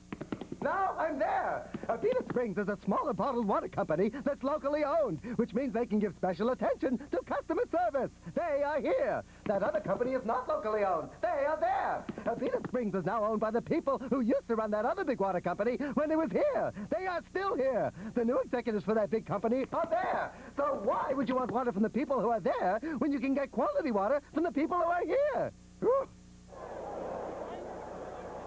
All right, we're back. And we were just talking, how can he get a delay of game call when there hasn't even been a second off the clock? The fourth quarter doesn't officially start until there's a snap. Correct. So I don't understand how you can get delay of the game. I'm still wondering what happened to those 25 seconds off the clock. Oh, well. Lining up for a field goal now. There's the kick. It's up. And it's good. And Salmen will put 3 more points on the board. And the score with 11:56 remaining in the game. Salmen 12, Curtis 7. What we see here is the kicker difference in the game. I mean, he may have had that first extra point block, but 2 crucial field goals coming back to give his team a lead. He does have a low kick, though. No question. He kicks high up on the ball, which keeps the trajectory down. You know that as a former kicker. That's right. Number 6, Patrick Green. He knew it was good. Look at him. So now, 4th quarter, we start.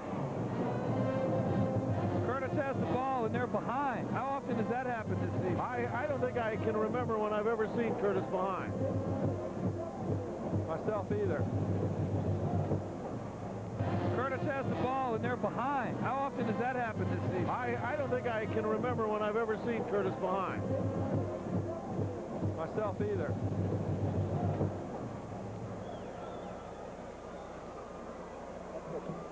Okay, lining up for the kickoff. Patrick Green will kick off. Ricky Brandt and Kevin Dukes are deep. Got 3 generations of Curtises. The man that founded the school, the man that coaches it, and the man that runs the offense, trying to see if they can rally their troops together to get a 13th consecutive state championship.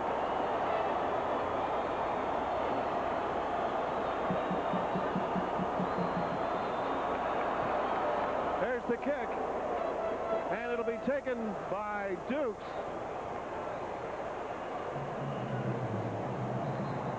And he'll be run out of bounds at about the 27-yard line. Here we have the replay. Dukes takes it, tries to get up the sideline with it.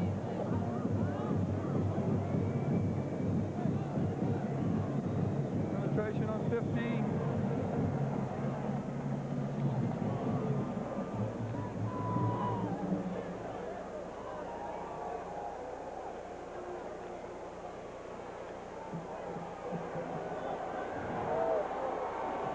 First down and 10. Curtis will start from their own 25-yard line. The give that time is to Strawn. Strawn picks up about 3 on the play. outside that time, number 59, Greg Cousins. Reading the play. Right there, does not let the back get inside of him. That's his responsibility. Stay in that lane and take on that back in the outside veer. Jeff Curtis at quarterback. They give that time again is to Strong. Correction, that was Kevin Dukes on the play. And he will pick up the first down. They'll place the ball at the 37-yard line. The other time, the seam on the inside, Damon Woods comes up, makes the tackle. Assist from the inside with Chris Bigwell. Burdell. 11 minutes remaining.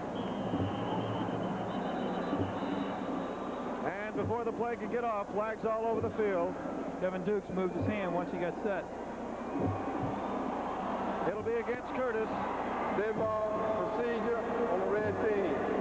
So they'll back it up 5 yards and make it first down and 15. And Curtis must be over 100 yards in penalties right now. This is offensive tackle move again.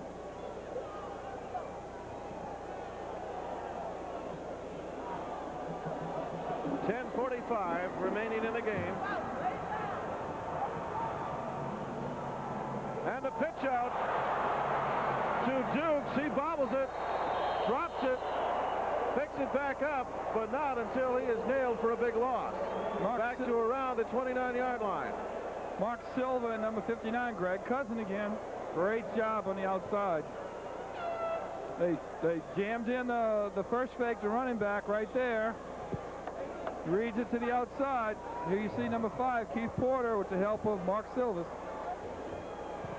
So it'll be second down and about, I'd say, 18 yards to go for the first down. They give that time is to Dukes, and Dukes makes it back up to about the 41-yard line. He'll be about 7 to 8 yards short of the first down. Clarence Crawford, the backside linebacker, makes a tackle on the cutback. But obvious passing down, gave a passing look by the formation they used. Once again, went big offensive line on Curtis's part, went behind it. Got the first big play running the ball. Back to pass is Curtis. Has plenty of time. He fires. He has a man. Number 2. Ricky Brandt.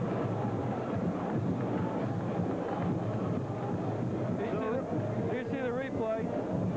Rolling out to the side, reading the cornerback. Cornerback rolls, comes into the split end on the safety. Comes back to the ball, catches in.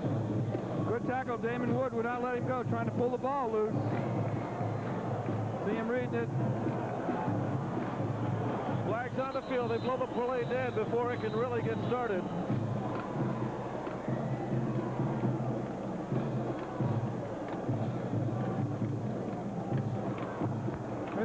Dead ball procedure on the red team. How many times have you seen a J.T. Curtis team get penalized? 11 times for over 140 yards. I don't know, but I can imagine that J.T. Curtis is fuming over all these penalties.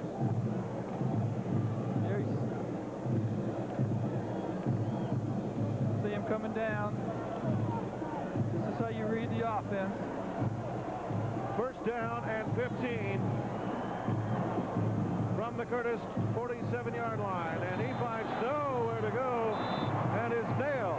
There's our man again, Greg Cutt. He has got reading that near halfback down to a science. Every time they come at him, he's right there. He and Clarence Crawford are not giving up anything on that side. They say he picked up about a yard. It'll be second down and 14 from the Curtis 49-yard line. Let's look at it again.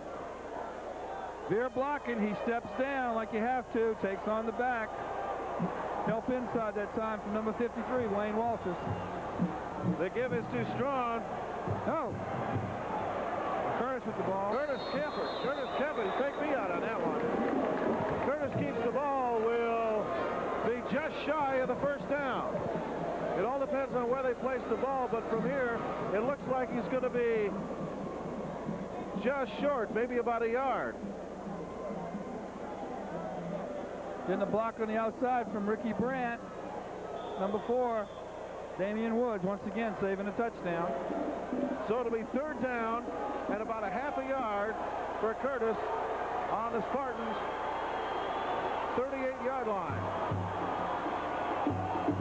The give that time is to Dukes, and Dukes picks up the first down, and then a yard or two. 2 tight ends with a wing. Veer backfield. Man-on-man blocking. Just didn't close it down that time. Brought down again by number 4, Damian Woods.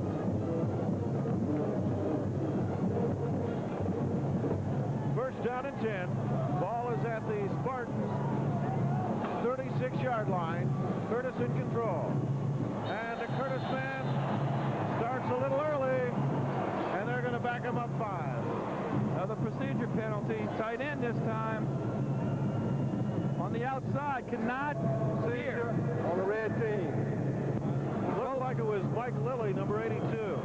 Both bands playing. Here you see it again. There he is moving. With both bands playing and being in a dome stadium, just unaccustomed to their ears. Trying to listen for the quarterback to get off on the snap count. First down and 15 from the 41. The give is to number 22, Wells, and Wells makes his way down to about the 34-yard line, and there's a flag on the play, a late flag.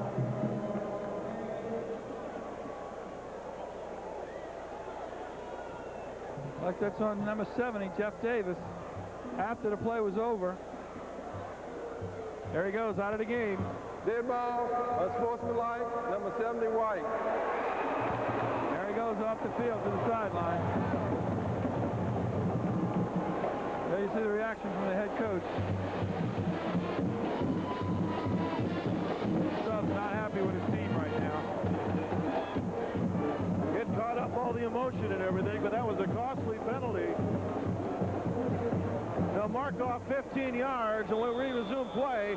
Curtis will have the ball, first and 10 at the Spartans' 17-yard line.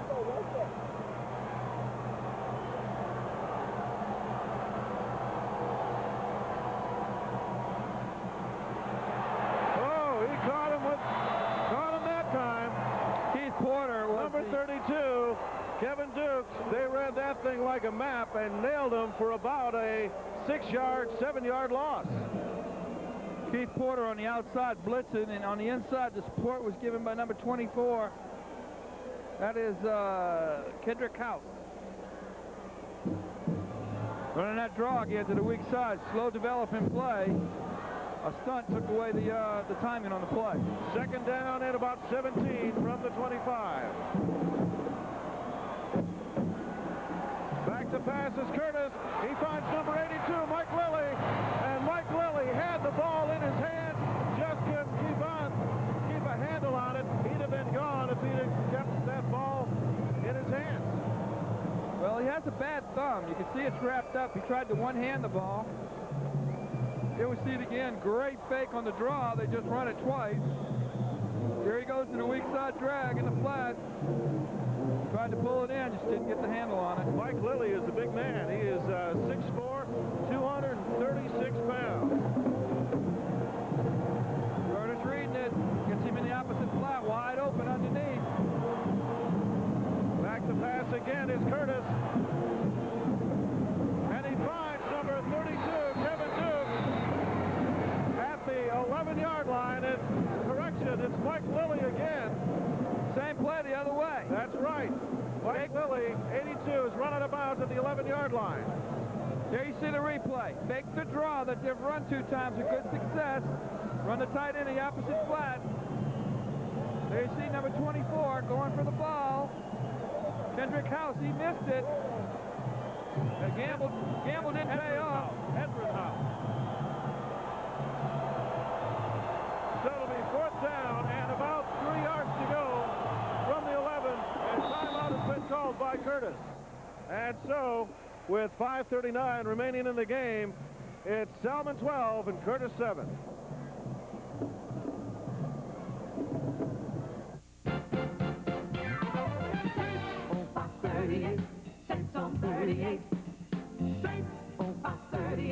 You know I just can't wait for the day.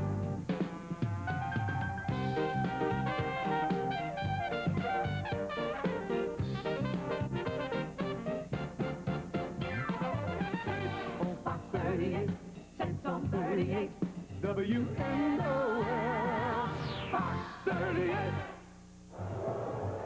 All right, we are back with 5 minutes and 39 seconds remaining in this Class 4A state championship game. Salmen on top, 12-7. But stay where you are. Fourth down now, and about 3 yards to go. Big play. Salmen, Stan, everybody in the stadium's on their feet right now. Well, you and I aren't. We're sitting down. We've been standing for about 8 hours now. Jeff Curtis, and there was movement on the line, and I can't tell who jumped first. Curtis, number 82 again. Mike Lilly, the tight end. It just, with all the bands playing and everything, the emotion just couldn't hear. Red ball, procedure on the red team. You hate to see that down at your own goal line, especially when you're behind late in the game with the time running out on you.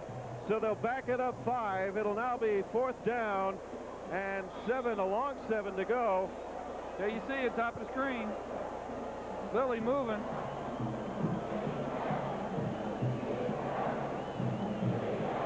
What do you do at this point? They've got to go for it. Got to pick it up. 4th down. Big play here for the John Curtis Patriots. Jeff Curtis goes under center. He's back to pass. Incomplete. Incomplete pass. His intended receiver was number 80. Rocky Curl. Rocky Curl, here you see the replay. He's looked off, 53's in his face, the linebacker, Wayne Walters. Not enough time to read the secondary. Number 7, Mark Silvas, goes for the interception. And Rocky Curl unable to get a hand on it. You see Walters again right in Jeff Curtis's face. Yes, also back there, number 5, Keith Porter. They ran a secondary man through. The safety came through. There you see Mark Silva starting the celebration. Ball going over on downs. So the Spartans will take over 1st and 10 at their own 16-yard line, and they've called a timeout. And with that timeout, we'll take a timeout. 5:33 remaining. Salmen 12, Curtis 7. Well, it's almost like gambling, though. You never know from time to time what the price is liable to be. I do tend to shop around and look for the best price. That would be very good. We like to get as cost-effective airfare as possible. Boy, travel more if it went lower. Yeah, if we save money on our airfare, then we could eat more and have more fun. Introducing Continental Light. Big airline, little prices. Just another way we give you more airline for your money. I'm quite frugal myself. So we are back with the action here. 5:33 remaining, and a big defensive stand by the Spartans, and they have the ball.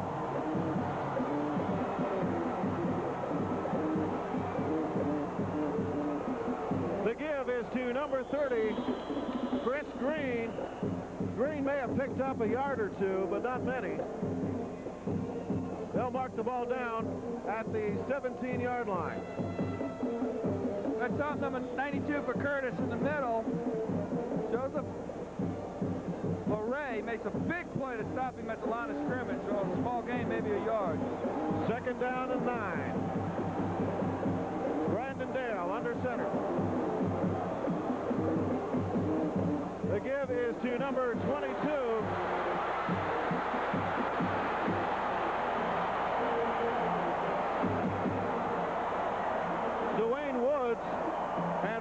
pick up the first down and then a mile or two, all the way up to the 33-yard line where they're going to mark it. Breaks out behind the two backs, follows the blocker right there off the safety.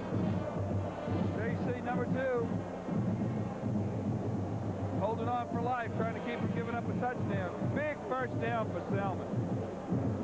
And time is a factor now. 4 minutes, 30 seconds, and counting. The Spartans are going to want to take as much time off this clock as they possibly can. Officials time out. They sent number 25, Clarence LeBlanc, to the sideline for equipment problem.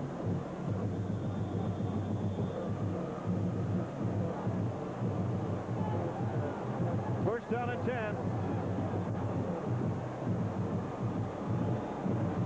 Ball is at the 33-yard line of the Spartans. They're in control at this point.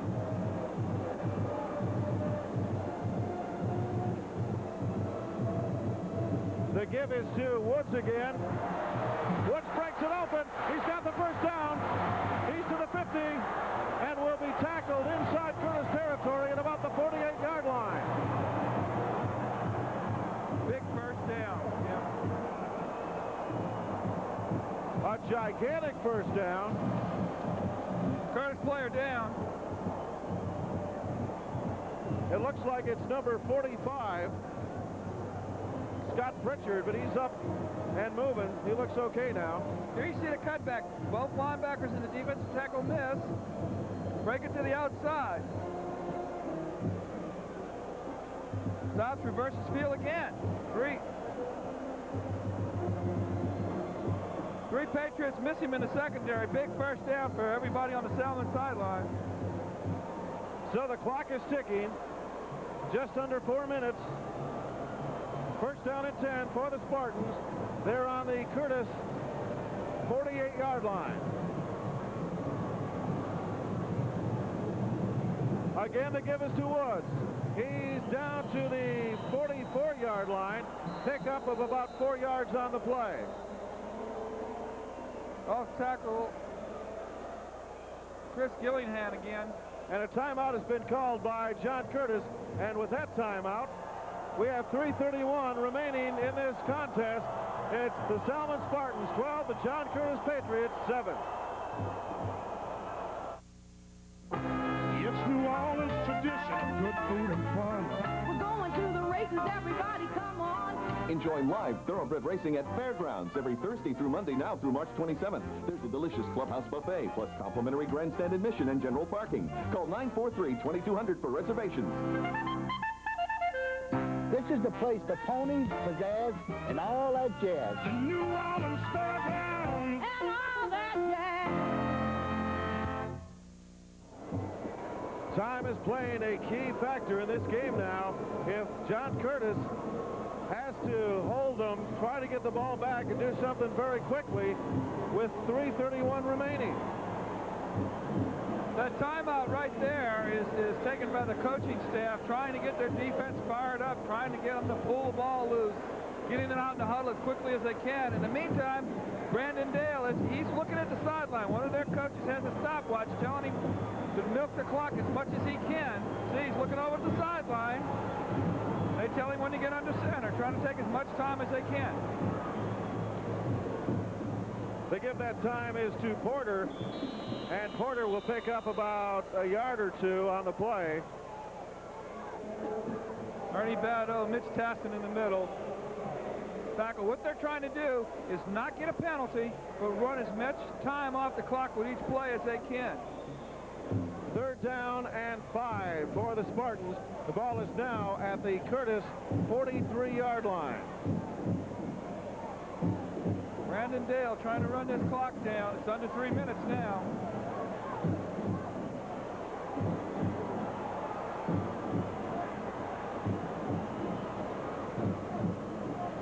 Brandon Hall on the keeper, Brandon Dale rather, and he is sacked for about a 15-yard loss. Big play that time. They tried to run the misdirection, come back against it. Patriots have number 98, Vic Villoria, 5'11", 200 pounds. Inside linebacker Reeds comes to the outside.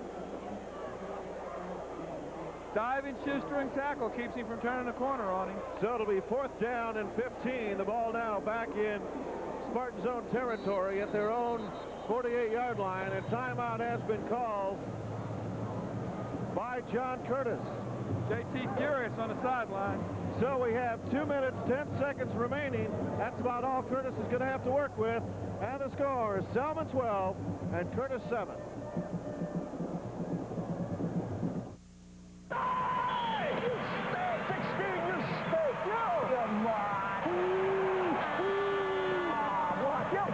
Bunch of jerks.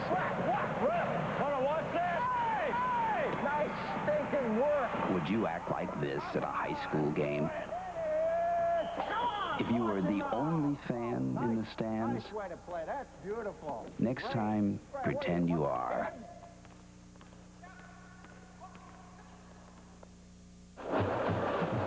And there's a look at some of the Ouachita fans that are here for the next game against Hodville.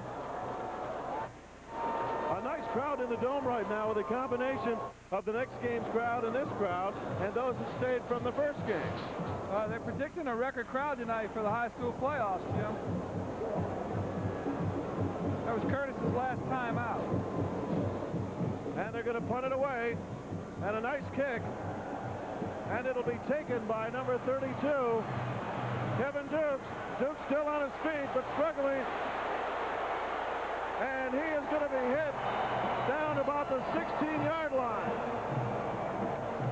Taken down by number 51 on the specialty teams. That's Jack Gillikin again. Here you see, reverses field, takes the guy out, comes back, tries to pick up a block. He's got a lot of field this way.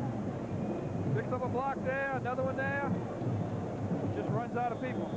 So John Curtis has 1 minute and 51 seconds to try to get some points on the board. Going to find out now what this offense is made of. Jeff Curtis at quarterback. Curtis back to pass. Has some time. Releases. What a catch! And number 2, Ricky Brandt, a beautiful reception right at the 50. Ricky Brandt catches that at the 50-yard line right in front of J.T. Curtis. His men. Let's watch the recap. Jeff Curtis rolls out. He gets pressure late. You see number 45.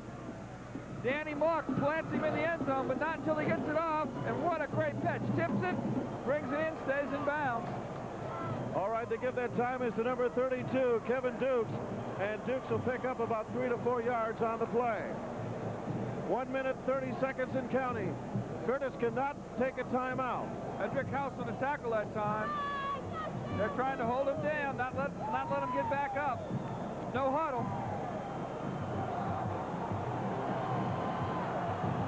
Back to pass is Curtis.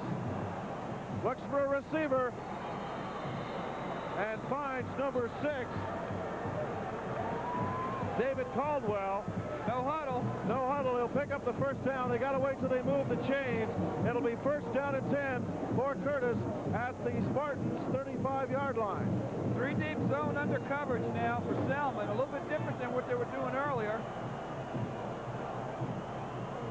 Jeff Curtis back to pass. Feels some pressure.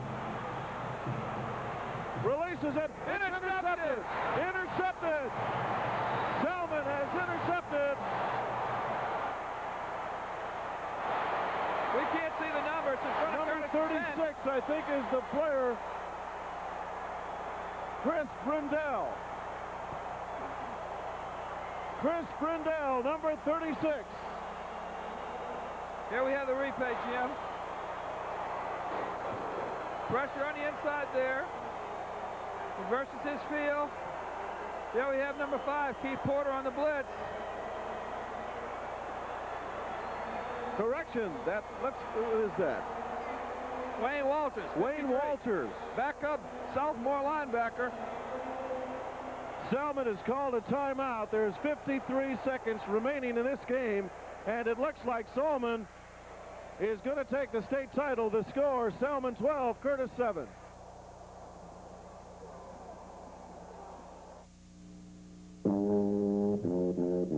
National studies show that students who participate in high school activities, like music, sports, and drama, not only have better grades and attendance, they develop the character to handle adversity, the grace to accept defeat, and the self-confidence to start over.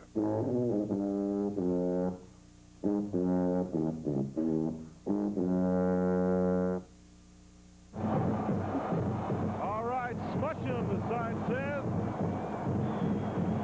53 seconds, all they got to do is run out the clock. And they have all the time in the world to do so. Neither team has any timeouts left, Jim. I think they'll just take a knee here. They got somebody back making sure there's no big play going the other way.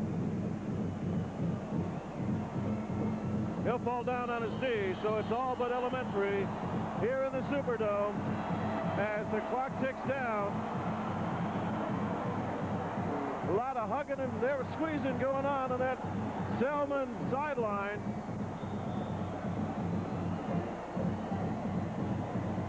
The clock is still ticking. They're taking as much time as they can. He's just going to go to his knee again. This will be the last play of the season. And this will probably be the last play. And the party will begin. And then it does. And tempers are starting to flare. 10, 9, 8, 7, 6, 5, 4, 3, 2, 1. And the Salmen Spartans are the 1994 Class 4A champions. And they upset John Curtis, who was on their way to their 13th consecutive state title. And the celebration has begun. I'm Jim Clark along with I'm Paul Anu. And we're going to turn it over now to the field announcer so you can see all of the festivities and the awarding of the trophies. And we will tell you the final here tonight at the Louisiana Superdome. It's the Salmen Spartans of Slidell, 12. The John Curtis Patriots from River Ridge, 7.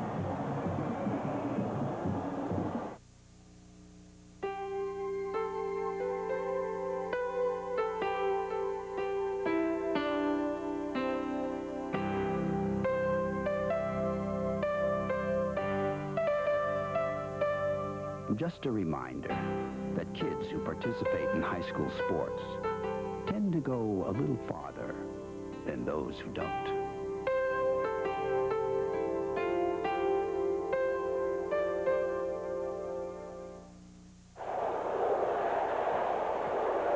Please clear the center of the playing field for the presentation of awards.